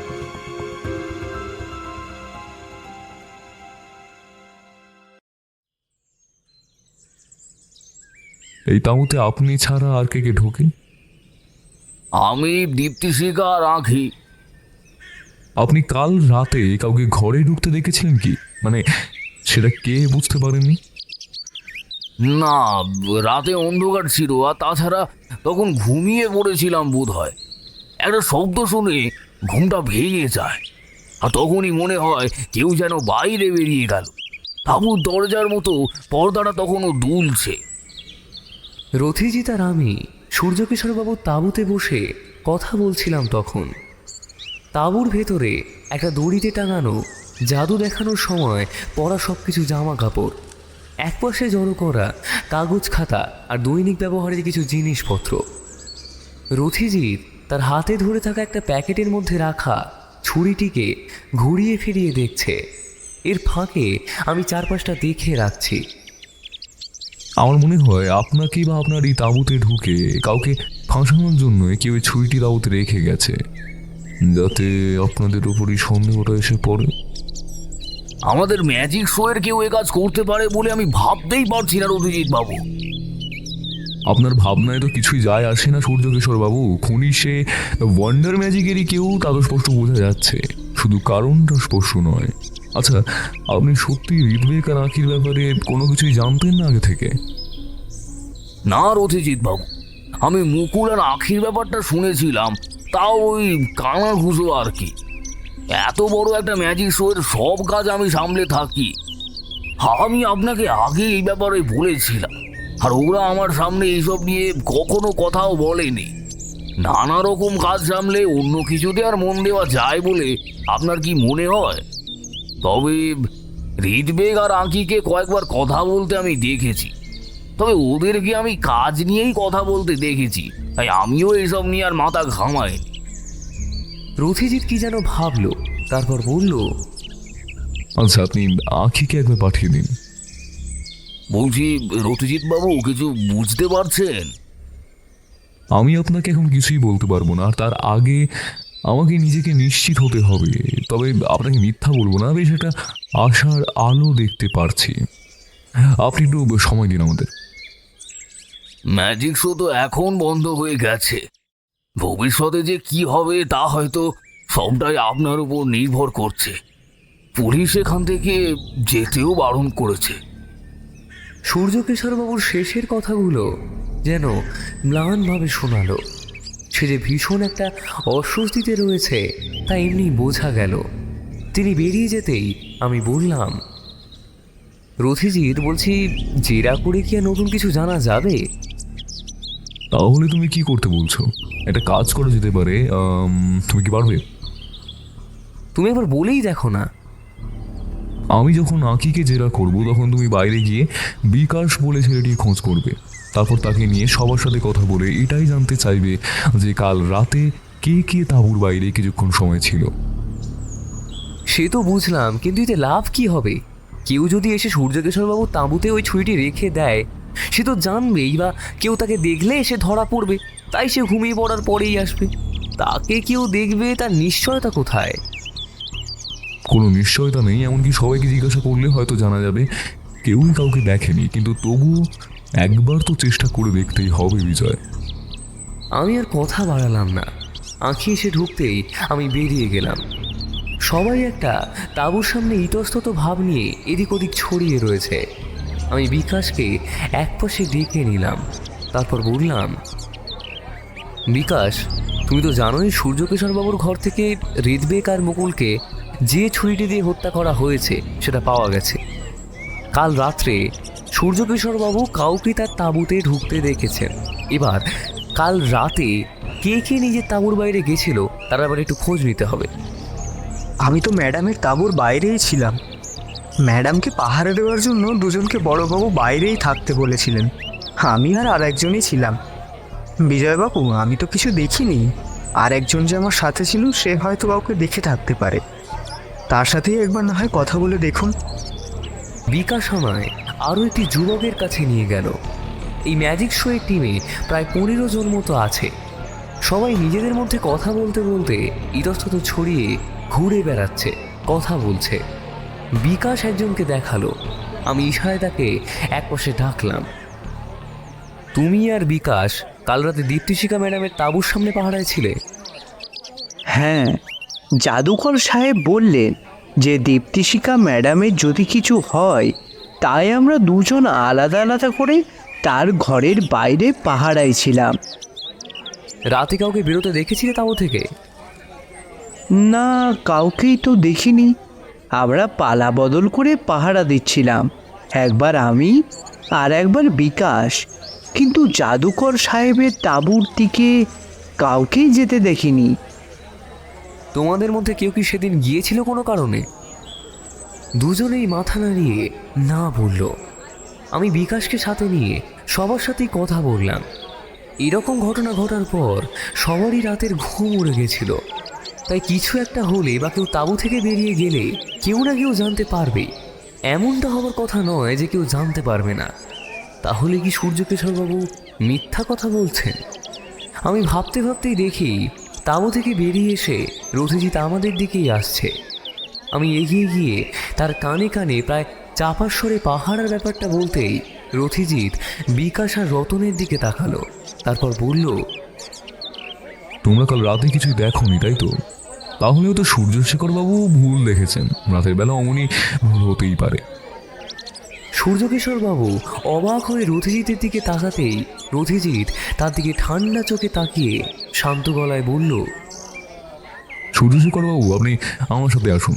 বিজয়, এসো, আমরা সব তাঁবুগুলো একবার ঘুরে দেখব, তারপর কথা বলবো সবার সাথে।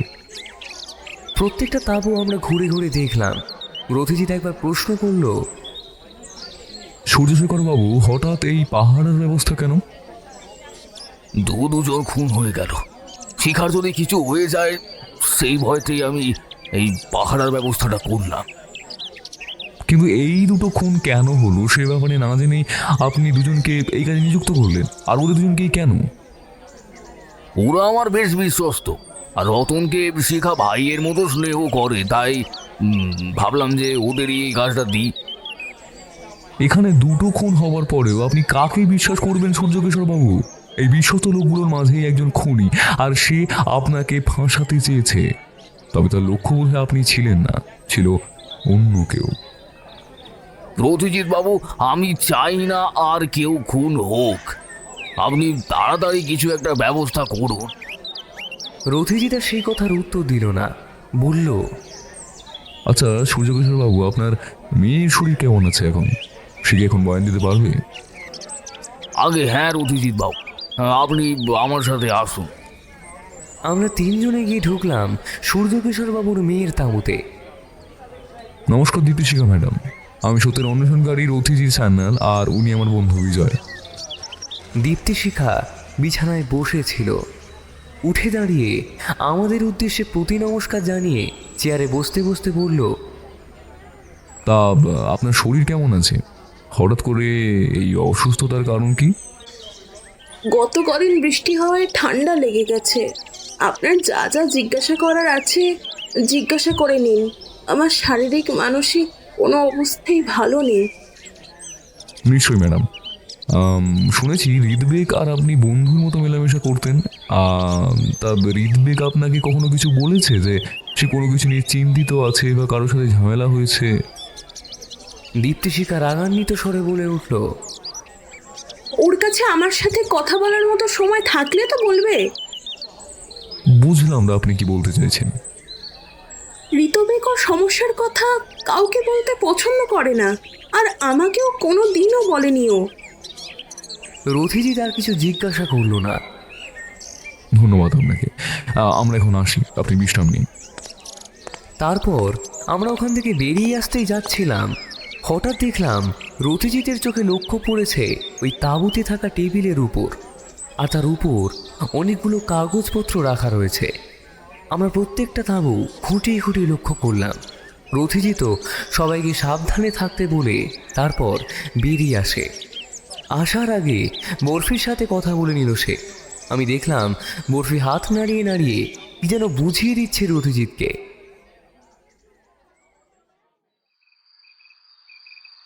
বাড়ি ফিরে রথিজিৎকে বললাম, রথিজিৎ, তাহলে মিথ্যে কে বলছে বলো তো? মিথ্যে কেউ বলছে না, বরং সবাই সত্যিই বলছে। কেউ যদি মিথ্যে কথা বলতো তাহলে কেসটা হয়তো জটিল হয়ে যেত। সত্যি বলছে বলেই কেসটা সহজ হয়ে এসেছে সামান্য। তোমার কথার মাথা মুন্ডু আমি কিছুই বুঝতে পারছি না। সূর্যকিশোরবাবুর তাঁবুতে বাইরে থেকে কেউ এসে রক্তমাখা ছুরিটি রেখে গেল, আর সেটা কেউ দেখতেই পারল না বা বুঝতেও পারল না। প্রতিটি তাঁবুতেই প্রায় সকলেই না ঘুমিয়ে জেগেছিল। তাহলে তারা কাউকে বাইরে যেতে বা ভেতরে আসতে দেখলো না কেন? না দেখার দুটো কারণ হতে পারে। এক, তখন খুনি তাঁবুতেই ছিল না, আর দুই, সে এমন সময় নিজের তাঁবুতে এসেছে যখন তার কাছে কেউই ছিল না বা তাঁবুতে কেউ ছিল না। রথিজিতের কথায় আমি চমকে উঠলাম। এই কথাটা তো আগে মাথায় আসেনি। তাঁবুর ভেতরে যদি কেউ নাই থাকে তাহলে তাকে ভেতরে আসতে বা বাইরে যেতে কেউ দেখবেই না। তাহলে কি খুনি একা ছিল তার তাঁবুতে? না, তাঁবুতে খুনি একাই এসেছিল, তবে তাঁবুতে অন্য কেউ ছিল। তবে এখানে সামান্য একটু সমস্যা আছে, আর সেই সমস্যাটাই কাজেই লাগিয়েছে খুনি। এবার আসল ব্যাপার হলো, সে নিজে থেকে কোনো ভুল কাজ না করলে তাকে ধরা নিতান্তই অসম্ভব। সে যে প্রমাণ রেখে গেছে তাতে তাকে সন্দেহ করা যায় মাত্র, কিন্তু শক্ত প্রমাণ ছাড়া তাকে খুনি হিসেবে ধরা যায় না। এখানেই এই কেসের আসল সমস্যা, বিজয়। সেটা কি ঠিক? এখন নয় বিজয়, সামান্য অনুমানের উপর ভিত্তি করে এখনই আমি কিছু বলতে চাইছি না। আমার আর একটু সময় লাগবে, তারপর আমি খুনির ব্যাপারে আমার অনুমান আর সন্দেহ সবটাই তোমায় বলবো। আমি বুঝলাম এখন আর রথিজিতের মুখ থেকে কথা বার করা যাবে না। তাই তাকে তার মতো কাজ করতে দিয়ে আমি নিজের ঘরে চলে গেলাম। কেসটা প্রথম থেকে ভাবতে লাগলাম। ম্যাজিক শোয়ের একটা তাঁবুতে রহস্যময়ভাবে একটা খুন হলো। খুনি ছেলেটিকে তারই তাঁবুতে এত মানুষের মাঝখান থেকে খুন করে চলে গেল, অথচ কেউ বুঝতেই পারল না। ধরে নিলাম সবাই ক্লান্ত হয়ে ঘুমিয়ে পড়েছিল, কিন্তু কেউ কি কোনো চিৎকারও শোনেনি। তারপরেই ঘটল দ্বিতীয় খুন। আর এবারে কথাটা মাথায় আসতেই বিদ্যুৎ চমকের মতো রথিজিতের বলা একটা কথা মনে পড়ে গেল। দ্বিতীয় খুনের কারণটা আমার জানা, ওটা নিয়ে আমি ভাবছি না। আমি খুঁজে চলেছি প্রথম খুনের কারণ। ওটা পেলেই প্রথম আর দ্বিতীয় দুটো খুনের খুনি এক না আলাদা তা আমি বুঝতে পেরে যাব। তার মানে দ্বিতীয় খুন অর্থাৎ মুকুল মারা গেছে একটাই কারণে। সে খুনিকে দেখেছিল, অথবা এমন কিছু সে জানতো যা খুনিকে ধরিয়ে দিতে পারে। কিন্তু দ্বিতীয় খুনটা যে হলো তার কেউ দেখতে পেল না। তারপরেই কেউ সূর্যকিশোরবাবুর ঘরে সেই রক্তমাখা ছুরি। তাহলে তাহলে রথিজিৎ কেন বলল যে খুনির লক্ষ্য সূর্যকিশোরবাবু নয়, অন্য কেউ? কে সে? সূর্যকিশোরবাবুর তাঁবুতে দীপ্তিশিখা আর বরফি ছাড়া আর কেউ তো ঢোকে না। তার মানে কি খুনি তাদের ফাঁসাতে চাইছে, অথচ তাদের যে স্পষ্ট কোনো কারণই নেই? আরে আছে তো। আমি বিছানা থেকে নেমে পড়লাম। উত্তেজনায় আমার শরীর কেমন গরম হয়ে উঠল। হৃদবেগের সাথে আঁখির একটা সম্পর্ক ছিল, আর সেদিন রাতে হৃদবেগের সাথে শেষবারের মতো দেখা করতে গিয়েছিল সে। সে যে আমাদের সবটা মিথ্যে কথা বলছে বা সত্যি কথা বলছে তা তো আমাদের জানা নেই। একমতে আঁখির কাছে সময় আর একটা কারণ ছিলই। তার উদ্দেশ্য যে তার কথার মতো স্পষ্ট নয়, তার প্রমাণ কে দেবে? এমন ভাবতে ভাবতেই চোখ লেগে গিয়েছিল। বৌঠানের ডাকে চোখ খুলল। ঠাকুরপো, খাবে তো? এই একটু চোখ লেগে গিয়েছিল। উনি কোথায় বেরিয়েছেন তুমি জানো? তুমি কি এখনই খেয়ে নেবে নাকি তার আসার অপেক্ষা করবে? রথিজিৎ আবার কোথায় বেরুলো? আমি তো কিছু জানি না বৌঠান। বলছি আপনাকে বলে যায়নি? তা আর আমি কি জানি, আমায় কি সে বলে যায় সব? বৌঠানের গলায় অভিমানের সুর যেন। আমি বিছানার উপরে উঠে বসে বললাম, তাহলে একটু অপেক্ষা করে দেখি। বৌঠান চলে গেল। আমার বেশ রাগ হলো। আবার রতিজিৎ একা একা নিজের কাজ শুরু করে দিল। আমায় না নিয়ে কি যে লাভ পায় সে আমার জানা নেই।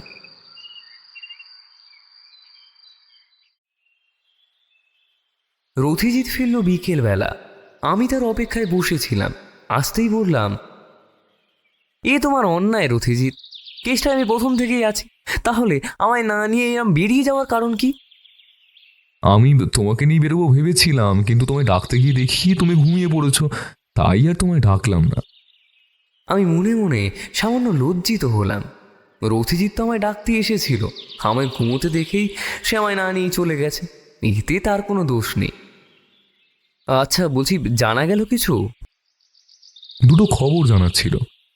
একটা খবর হলো ঋত্বেকের মৃতদেহের পোস্টমর্টম রিপোর্ট, আর তার জামাতে চুল পাওয়া গেছে যেটা কোনো মহিলার চুল, আর তার নখের মধ্যে মানুষের শরীরের চামড়া পাওয়া গেছে। মানে হাতাহাতির সময় কোনোভাবে খুনির শরীরে তার নখ বসেছিল। কিন্তু প্রশ্ন হচ্ছে চুলটা কার? ঋত্বেক শেষ দেখা করেছিল আঁখির সাথে। কোনোভাবে আঁখি খুনি নয় তো? আর ম্যাজিক শোয়ের সদস্যের কারোর শরীরে ক্ষত তো আমরা দেখিনি। রথিজিৎ আমার দিকে তাকিয়ে হাসলো, তারপর বলল, সামান্য আঁচড়ের দাগ কি অত সহজে বোঝা যায়, বিশেষ করে জামা কাপড় বড় থাকলে? দ্বিতীয় খবরটা? আঁখি নামের মেয়েটা যা যা জিজ্ঞেস করেছি সব সত্যি কথাই বলেছে। কারণ যে চুলটা পাওয়া গেছে ওটা হালকা বাদামি, আর আমি যতদূর লক্ষ্য করেছি আঁখির চুল ঘন কালো। তার উপরে সন্দেহ করার মতো কিছুই নেই। আর সব থেকে বড় সূত্রটা সেই আমাদের দিয়েছে বিজয়। কি সূত্র? রথিজিৎ আর মোড়া ভাঙতে ভাঙতে বলল, এখন আর কোনো কথা নয়, আজ রাতে আমাদের একবার ম্যাজিক শোয়ের ওখানে যেতে হবে। এখন খেয়ে দিয়ে একটু ঘুমিয়ে নাও। আমি বুঝলাম রথিজিৎ আর কিছু বলতে চাইছে না। আর এটুকু বুঝেছি রথিজিৎ কিছু একটা পরিকল্পনা করছে, তার জন্য আজ রাতে আমাদের থাকতে হবে বাড়ির বাইরে, হয়তো ম্যাজিক শোয়ের ওখানেই। আমি দুপুরের খাওয়া এই বিকেলে সেরে নিয়ে একটা লম্বা ঘুম দিলাম।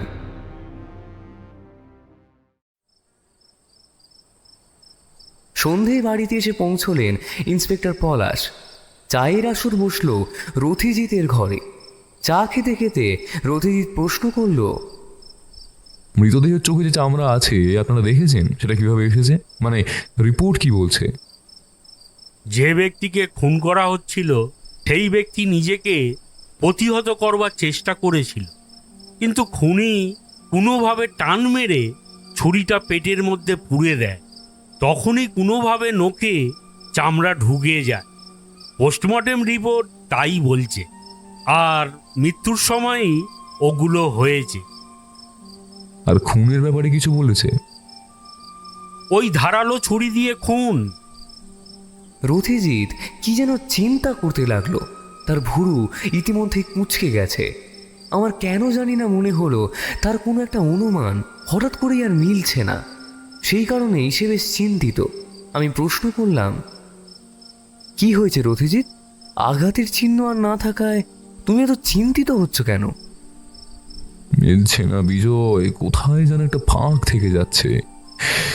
রাস্তা যে আমার নেই তা নয়, তবে কাজে বিস্তর বিস্তর ঝুঁকি আছে। আর খুনি যে আমার ফাঁদে পা দেবে তার কোনো নিশ্চয়তাও নেই। তুমি আসলেই করতে কি চাইছো? তাহলে সেই ব্যাপারটাই আলোচনা করা যাক। ইন্সপেক্টরও আছেন। প্রথম খুনের কারণ আমাদের কাছেও আদৌ স্পষ্ট নয়, কারণ ঋত্বেকের সাথে কারোরই সরাসরি শত্রুতা ছিল না। এবার যদি এমন কোনো শত্রু থাকে যাকে ঋত্বেক চিনত, অথচ ঋত্বেক বা অন্য কেউ তাকে শত্রু বলে ভাবেনি, আর আমার যতদূর মনে হয় খুনটা তাঁবুতে হয়নি, হয়েছে অন্য কোথাও। কিন্তু মৃতদেহ নিয়ে যদি কেউ তাঁবুতে আসে তাহলে তো কেউ না কেউ দেখবেই। লক্ষ্য করে দেখবেন যে তাঁবুতে খুনগুলো হয়েছে তা দরজার মুখ অন্যদিকে, আর তাই গভীর রাতে কেউ এই তাঁবুতে এলে তাঁবুর লোকের ছাড়া অন্য কেউ টের পাবে না। কিন্তু আপনার কেন মনে হচ্ছে খুনি তাঁবুরি, মানে দ্য ওয়ান্ডার ম্যাজিকের সদস্যদের মধ্যে কেউ? খুনি দ্য ওয়ান্ডার ম্যাজিকের সদস্যদের সবার ব্যাপারে সব জানে, বিশেষত রক্তমাখা ছুরি রাখার ব্যাপারটা। খুনি জানতো আখির সাথে একটা সম্পর্ক আছে ঋত্বিকের, তাই তাকে এই কেসে ফাঁসানো যেতে পারে। আমরা যেখানে বারবার ভাবছিলাম খুনি সূর্যকিশোরবাবুকে ফাঁসাতে চাইছে, আসলে কিন্তু তা নয়।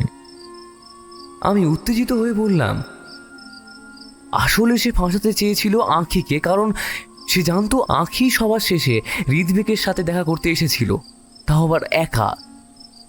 একদমই তাই বিজয়।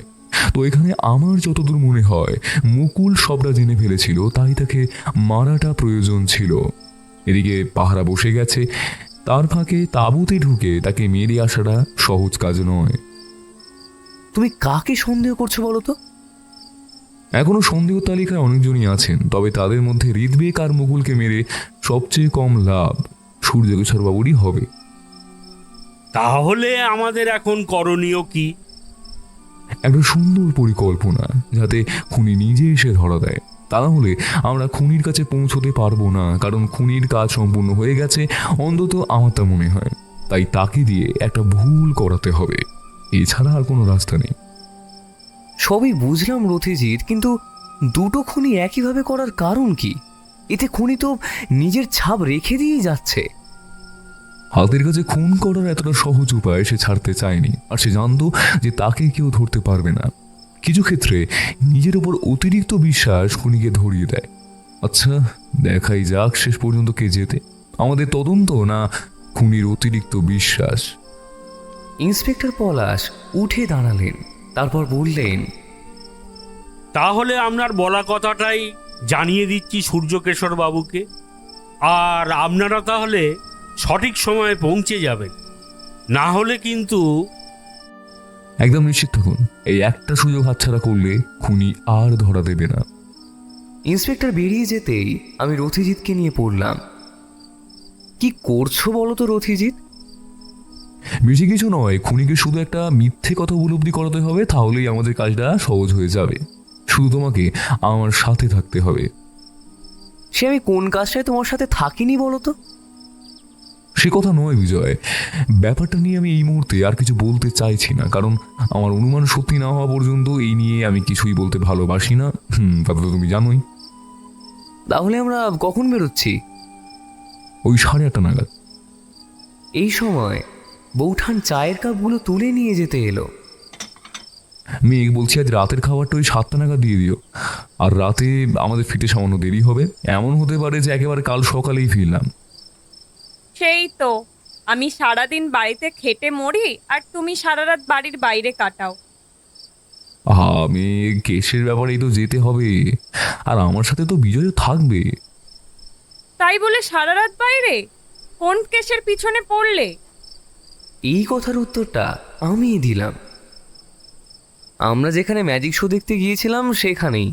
রথিজিতের কথায় দুটো খুনি একজনই করেছে, আর তার খোঁজেই আমরা এই রাতের অভিযান চালাচ্ছি আর কি। মেঘমালার গলা নেমে এলো। যত রাতই হোক না কেন বাড়ি ফিরে আসবে তোমরা। এখন খুনি বদমায়েশের পিছনে ঘুরে বেড়াও, আমার যে কতটা ভাবনা হয় তা কি আর আমি বোঝাতে পারবো? শুধু তাড়াতাড়ি ফিরে এলেই হবে। পরিকল্পনার ব্যাপারটা আর কে কে জানে? আমি, ইন্সপেক্টর পলাশ, সূর্যশেখর বাবু আর বিকাশ হলো এই পরিকল্পনার প্রধান। তাকে মানানোর ভারটা দিয়েছি সূর্যশেখর বাবুর উপর। তবে সে বেশ চটপট আর বাস্তববাদী। আমার মনে হয় এই দুটো খুনের কিনারা করার জন্য সে নিশ্চয়ই আমাদের সাহায্য করবে। আর সব থেকে বড় কারণ হলো সেদিন ও পাহারাতে ছিল। আমি চুপ করে বসে রইলাম। বাইরে তখন সন্ধে নামছে। তাঁবুর ভেতরটা বেশ অন্ধকার। ছোট্ট তাঁবুটার মাঝে শোয়ার জায়গা। এখানে সব থেকে বড় সমস্যা হলো লুকিয়ে থাকাটা। কোথা থেকে কয়েকটা মশা এসে আমাদের আশেপাশে গুনগুন করে গান গাইছে। আমরা বসে আছি তাঁবুর দুকোণে দুজন। বিছানার মতো জায়গাটায় বিকাশ শুয়ে আছে, যেন ঘুমোচ্ছে এমন ভাব। আসলে সে কিন্তু ঘুমোচ্ছে না। রাতের খাওয়ার পর আমরা পুলিশের গাড়িতে করে মিত্তির পাড়ার মাঠের কাছাকাছি একটা জায়গায় নামি। সেখান থেকে ইন্সপেক্টর পলাশ আমাদের নিয়ে আসে। রাস্তায় আমরা পরিকল্পনাটা আরেকবার ভালো করে ঝালিয়ে নিই। আজ বিকেল থেকেই বিকাশের শরীর অসুস্থ। সে ব্যাপারটা গোটা ম্যাজিক শোয়ের সদস্যদের কাছে ছড়িয়ে দেওয়ার কথা সূর্যকিশোরবাবুকে রথিজিৎ আগেই বলে রেখেছিল। তারপর তাড়াতাড়ি রাতের খাবার খেয়ে বিকাশ শুয়ে পড়েছে। আমাদের ওখান থেকে ফিরে ইন্সপেক্টর পলাশ আরেকটা নতুন খবর সবার সামনে জানায় সূর্যকিশোরবাবুকে। প্রথম খুনের দিন বিকাশ রাতের খাওয়া দাওয়া সেরে নিজের তাঁবুতেই ঘুমিয়ে পড়েছিল। তাই সে ঋত্বিককে কেন কে খুন করেছে সে কিছুই দেখেনি। তবে দ্বিতীয় খুনের দিন বিকাশ সূর্যকিশোরবাবুর কথা মতো দীপ্তিশিখাকে পাহারা দিচ্ছিল, কিন্তু সে খুনিকে এবার দেখেছে। পুরোপুরি না দেখতে পেলেও এমন কিছু দেখেছে যা খুনিকে ধরিয়ে দেওয়ার জন্য যথেষ্ট। তার শরীর এখন অসুস্থ, তাই তাকে এখন জিজ্ঞাসাবাদ করা যাবে না। কাল সকালে অবস্থার উন্নতি হলে পরে তাকে জিজ্ঞাসাবাদ করা যাবে। 2টোর পর পুলিশ চলে যায়, আর আমরা এখন এসেছি তার পরের পরিকল্পনার জন্য। রথিজিৎ অন্য পাশের কোণে আর আমি রয়েছি আর এক কোণে। তাঁবু থেকে একটু দূরে ইন্সপেক্টর পলাশ তার ফোর্স নিয়ে রেডি আছেন। শুধু আমাদের সংকেত পেলেই তিনি এসে হাজির হবেন। সময় কেটে যেতে লাগলো। কেউ তাঁবুর দরজা খুলে এগিয়ে আর এলো না। রথিজিৎ আর আমি যখন সবার নজর এড়িয়ে এই তাঁবুতে এসেছি, তখনই রথিজিৎ বলেছে যে হয়তো আমাদের আজকের রাতটা মাঠে মারা যাবে বিজয়, তবুও এটাই আমাদের একটা সুযোগ। যদি আজ রাতে কিছুই না হয় তাহলে কি করবে? পরেরটা পরে ভাবা যাবে বিজয়। যদি কেউ ভেতরে আসে, বিকাশ সংকেত দেওয়ার আগে পর্যন্ত তুমি বেরোবে না। খুনির কাছে অস্ত্র থাকতে পারে। আর এই নাও, এটা কাছে রাখো। আমি হাত পেতে নিয়ে দেখলাম একটা ছোট তবে বেশ ভারী টর্চ। সে এলো। আরও ঘণ্টাখানেক ওভাবে বসে মশার কামড় খাবার পর যখন প্রায় অধৈর্য হয়ে ওঠে রথিজিতের দিকে যাব কি না ভাবছি, তখনই তাঁবুর দরজাটা ফাঁক হলো, আর আমার বুকের ভেতরে কেমন একটা হাতুড়ি পেটা শুরু করলো। আর ভেতরে ঢুকে এলো একটা ছায়ামূর্তি। সে কিছুক্ষণ দাঁড়িয়ে থেকে বিকাশের সামনে গেল, তারপর নিচু হয়ে কি যেন করতে লাগলো। প্রায় মিনিট খানেক কাটার পরেও যখন কোনো শব্দ বিকাশের দিক থেকে আসছে না, আমার হৃদস্পন্দন আমি নিজেই শুনতে পাচ্ছি। অতক্ষণ ধরে খুনি করছে কি? আর বিকাশ কি সত্যি ঘুমিয়ে পড়লো নাকি? কি করবো বুঝতে পারছি না। এমন সময় রথিজিতের হাতের টর্চ জ্বলে উঠল, আর তাতে আমি যা দেখলাম আমার বুকের ভিতর হিম হয়ে এলো। এই যে দীপ্তিশিখা, এক হাতে বিকাশের মুখ চেপে ধরে আছে আর অন্য হাতে তার গলা টিপে ধরেছে।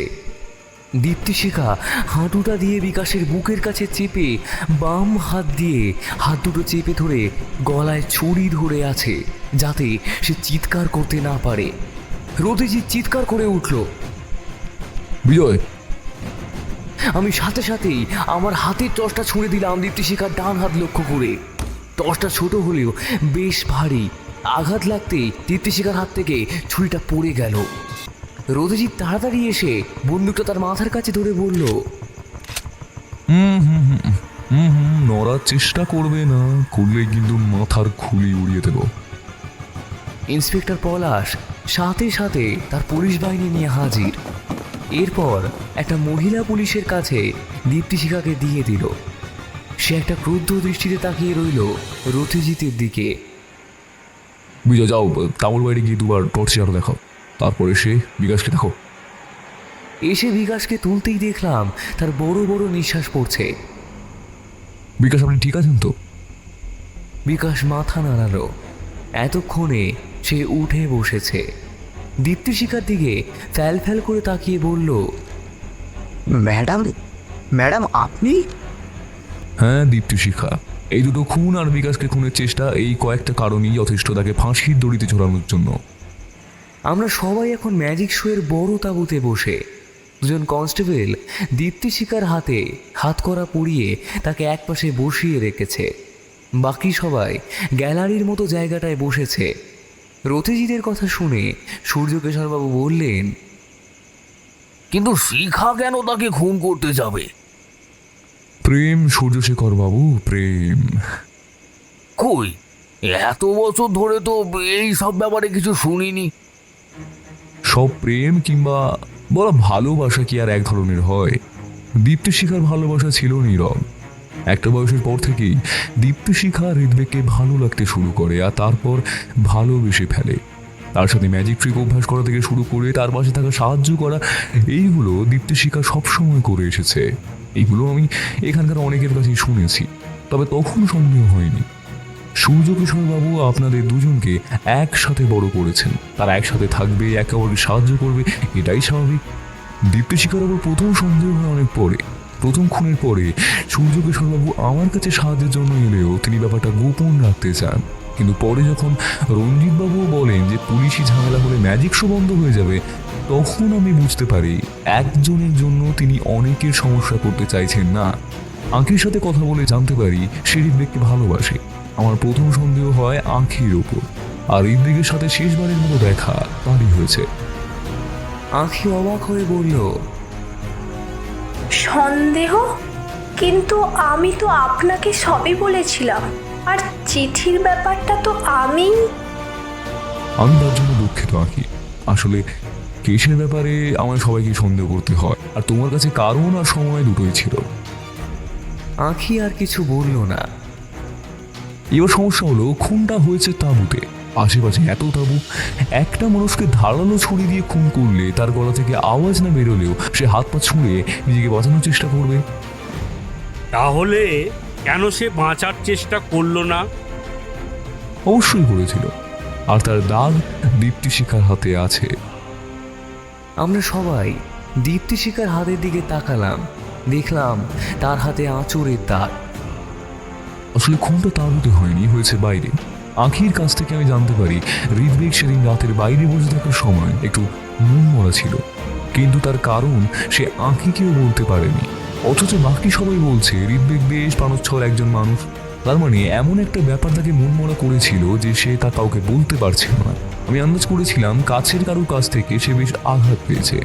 এবার সেটা সূর্যকিশোর বাবু কিংবা দীপ্তিশিখা বা আঁখি, যে কেউ হতে পারে। অথচ তারা আমায় তেমন কিছুই বলেনি। তাদের সন্দেহ তাদের উপরে পড়ে। শিখার উপরে আপনার সন্দেহ হলো কখন? দীপ্তিশিখা ভয় পেয়েছিল, তাই দ্বিতীয় খুন করার পরেই সে রক্তমাখা ছুরিটা রেখে আসে সূর্যকিশোর বাবুর তাঁবুতে। সে চেয়েছিল আঁখিকে ফাঁসাতে, কারণ দীপ্তিশিখা জানতো তদন্ত হলে সে হৃদবেগকে ভালোবাসি বলবে, আর প্রথমে তাকেই অবিশ্বাস করবে সবাই। তাই তাকে ফাঁসানো সহজ, বিশেষ করে তার সাথে যেখানে হৃদবেগের একটা সম্পর্ক আছে। এখানেই সে প্রথম ভুল করে, কারণ খুনি এত সহজে নিজেকে ধরিয়ে দেওয়ার প্রমাণ যুগের সামনে রাখবে কেন? তাই যখন ব্যাপারটা আমি জানতে পারি তখনই মনে হয় ব্যাপারটা আমার চোখে ফেলার জন্য এই ব্যবস্থা করা হয়েছে। আমি জানি, আর এই কারণেই আমার সন্দেহ লিস্ট থেকে সূর্যকিশোর বাবু আর আঁখির ওপর আমার সন্দেহটা কমে যায়। আর তার সাথে সাথেই আঁখির কাছ থেকে আরেকটা নতুন তথ্য আমি পাই। যেদিন হৃদবেগ খুন হয় সেদিন অনেক রাতে দীপ্তিশিখার সাথে সে দেখা করেছিল। আঁখি নাকি তাকে একটা চিরকুট দিয়ে এখানে ডেকেছে, অথচ আঁখি তাকে জানায় সে কিছুই দেয়নি। তাহলে চিরকুট দিল কে? আসলে এটাও দীপ্তিশিখার একটা পরিকল্পনা, যাতে পরে ওই চিরকুট থেকে জানা যায় আঁখি দেখা করেছিল হৃদবেগের সাথে। আর এই কথা আর চিরকুট আমায় দেয় আঁখি। কিন্তু তাহলে হৃদবেগকে মিথ্যে নামে ডাকলো কে? আর তার মন খারাপের কারণই বা কি? এখানে আমি সামান্য অনুমানের সাহায্য নিয়েছি, ভুল বলে ম্যাডাম ধরিয়ে দেবেন। আমার মনে হয় সেদিন দিনের কোনো একটা সময় দীপ্তিশিখা হৃদবেগকে মনের কথা জানায়। হৃদবেগের মাথায় আকাশ ভেঙে পড়ে। এতদিন ধরে যাকে সে বন্ধু কিংবা বোনের মতো দেখে এসেছে, তার কাছে এমন একটা কথা শুনে তার মন খারাপ হয়। আর এই কথাটা সে অন্য কাউকে, এমনকি আঁখিকেও বলেনি, কারণ সে চায়নি ব্যাপারটা জানাজানি হোক। এবার আঁখি দেখা করার পর দীপ্তিশিখা সেখানে আসে। প্রথমে হয়তো বোঝানোর চেষ্টা করে, তারপর না হওয়ায় সে খুন করার সিদ্ধান্ত নেয়। তখন হৃদবেগ নিজেকে প্রতিহত করার চেষ্টা করে, আর তখনই হৃদবেগের নখের আঁচড় লাগে দীপ্তিশিখার হাতে। আমি কি ঠিক বলছি দীপ্তিশিখা ম্যাডাম? দীপ্তিশিখা মুখ তুলে তাকালো, তার চোখে জল। ঋতুকে আমি কতটা ভালোবাসতাম তা আমি জানি। কি না করেছি ওর জন্য। ভেবেছিলাম হয়তো একদিন সে বুঝবে, কিন্তু না। ওই দুদিনের মেয়ে, যার কোনো যোগ্যতা নেই আঁখির সাথে। দীপ্তিশিখার কান্নার বেগ বাড়ল। সবাই অবাক হয়ে দীপ্তিশিখার দিকে তাকিয়ে, মনে হচ্ছিল এই প্রথম তারা দীপ্তিশিখাকে কাঁদতে দেখলো। সেদিন চিরকুটটা আমিই লিখেছিলাম। আমি চেয়েছিলাম আখির নাম করে ঋতুকে ওখানে ডেকে এনে বুঝিয়ে বলা, কিন্তু তার আগেই আখি সেখানে এসে আর আর দীপ্তিশিখা আর কিছু বলতে পারে না। ওদের তুমি এমন কোন অবস্থায় রেখেছিলে যা তোমার মনে রাগের সঞ্চার করে? ঘেন্না হচ্ছিল আমার ঋতুকে। তবুও রথিজিৎ বাবু, ঘেন্না আর ভালোবাসা একই মাপে নিয়ে দুই পাল্লার দুদিকে চাপালে বোধহয় ভালোবাসাই জিতে যাবে। আমারও তাই হলো। তারপর যখন আখি চলে গেল, আমি আবার বোঝাতে গেলাম ঋতুকে। কিন্তু ঋতু শুনলো না, তাই তো? না, তার শেষ কথা ছিল, যদি তুমি আমায় আগে সবটা জানাতে তাহলে আমি ভাবতাম, কিন্তু আমি আখিকে ভালোবাসি, আমি এটা পারবো না। আখির দিকে তাকিয়ে দেখলাম তার চোখে জল চিকচিক করছে। শিখা বলে চলেছে, রাগে দুঃখে হতাশায় পাগল হয়ে আমি তাকে একটা ধাক্কা মেরে মাটিতে ফেলে দিই। তারপর তার পেটে। কিন্তু তুমি তো জানতে যে ঋতুকে মারতে যাচ্ছ, তাহলে ওই ছুরি তুমি নিলে কেন? ভেবেছিলাম যদি ঋতু রাজি না হয়, তাদের যার জন্য এত সমস্যা তাকে ডেকে এনে খুন করব। তাই ওটা সাথে করে নিয়ে গেছিলাম। কিন্তু ঋতুকে মাটিতে ঠেলে ফেলার পরেই আমার মাথা দ্রুত কাজ করে। আমার ওড়নার কিছুটা অংশ ছুরিতে জড়িয়ে নিয়ে তারপর ভুল করেছি, আমি ভুল করেছি। যাকে যাকে এত ভালোবাসলাম তাকে নিজের হাতে। কিন্তু আপনি ম্যাডামকে সন্দেহ করলেন কখন? ওই চিরকুটটা আঁখি আমাকে দেখায় আর বলে সে ওটা লেখেনি। তখনই আমার একটা সন্দেহ হয়, আঁখির যাওয়ার আগেই সেখানে বসেছিল ঋত্বিক, মানে অন্য কেউ তাকে ডেকেছিল, যে চাইছিল তাকে ওখানে পেতে। আর তাঁবু খুঁজে দেখতে গিয়ে দীপ্তিশিখার টেবিলে পড়ে থাকা কাগজপত্রে তার হাতের লেখা আমি দেখেছিলাম। হাতের লেখার মিল আছে। ছি ছি ছি শিখা, ছি! শেষ পর্যন্ত তুই কিনা? দীপ্তিশিখা আরো কান্নায় ভেঙে পড়ল। আর দ্বিতীয় খুনটা, মানে মুকুলের, সেটাও কি শিখা? প্রথম থেকে আমি এটা নিয়ে ভেবে এসেছি আর বলে এসেছি, প্রথম খুনের কারণ পেলেই দ্বিতীয় খুনের তদন্ত সহজ হবে। কারণ প্রথম খুনের জন্য দ্বিতীয় খুন, প্রথমটা না হলে ওটাও হতো না। দীপ্তিশিখা ঋত্বিককে খুন করে ফেলে রাগের মাথায়। তারপর তার মৃতদেহ রেখে আসে তাঁবুতে। সে জানতো না পাশের তাঁবুতে থাকা মুকুলের ঘুম ভেঙে গেছে। তবে কিছু দেখে থাকলেও আমার মনে হয় না সে ব্ল্যাকমেল করেছিল দীপ্তিশিখাকে। মুকুল আখিকে ভালোবাসতো, সে জানতো আমি ঋতুকে ভালোবাসি। সেদিন রাতে সে সব দেখেছিল। পরে আমাকে বলেছিল সে কাউকে বলবে না। অথচ আমি ভয় পেয়ে গেছিলাম, তাই তাকেও দুটো খুন করেছি আমি। রথিজিৎ বাবু, আমায় ফাঁসি দিন, আমায় ফাঁসি দিন। হাত করা পড়া দীপ্তিশিখা কাঁদতে কাঁদতে মাথা নিচু করলো। এমন সময় আমি রথিজিৎকে জিজ্ঞাসা করলাম, আচ্ছা রথিজিৎ, তুমি কি করে বুঝলে যে ওই দীপ্তিশিখায় দ্বিতীয় খুনটা করেছে? তোমার অনুমানের জন্য তো একটা সূত্র থাকা দরকার। রথিজিৎ আমার দিকে অবাক হয়ে তাকিয়ে বলল, এখনো বোঝনি? না। দ্বিতীয় খুনের দিন সবাই প্রায় জেগে থাকলেও খুনিকে, মানে দীপ্তিশিখাকে, কেউ তাঁবুতে ঢুকতে দেখেনি। কেন? কেন? আহা বিজয়, তুমি ভুলে যাচ্ছ, ওরা একসাথে পাহারায় ছিল না, আলাদা আলাদা এক এক করে পাহারা দিচ্ছিল। আর সূর্যশেখর বাবুর তাঁবুতে সেই শিশি রাখার সময়ও রতনকে দীপ্তিশিখা সত্যি সত্যি ভাইয়ের মতো স্নেহ করে, আর রতনও তাই। রতন যখন পাহারায় ছিল, দীপ্তিশিখা তখনই এইসব কাজ করে। দীপ্তিশিখা খুব ভালো করে জানতো রতন কাউকে কিছু বলবে না, আর রতন কাউকে কিছু বলেও নি। সূর্যশেখর বাবু কাঁদতে কাঁদতে বললেন, ইন্সপেক্টর, নিয়ে যান এদের। সূর্যশেখর রথিজিতের সামনে এগিয়ে এসে কাঁদো কাঁদো গলায় বলল, রথিজিৎ বাবু, আপনাদের সামনে মুখ দেখানোর ক্ষমতা আমার নেই, পারলে আপনারা আমাকে ক্ষমা করবেন।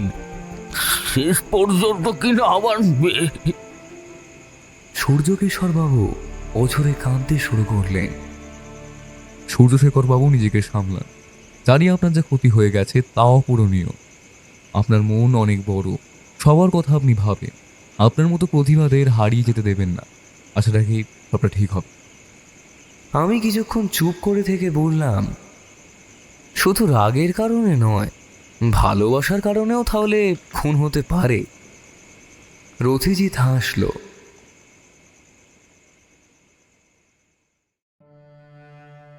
এতক্ষণ শুনছিলেন মায়াবতীর কলমে লেখা জাদু মৃত্যু রহস্য। আশা করছি গল্পটি আপনাদের ভালো লেগেছে। আজ গল্পের সূত্রধার এবং গল্পের কথকের চরিত্রে আমি সৌম্য।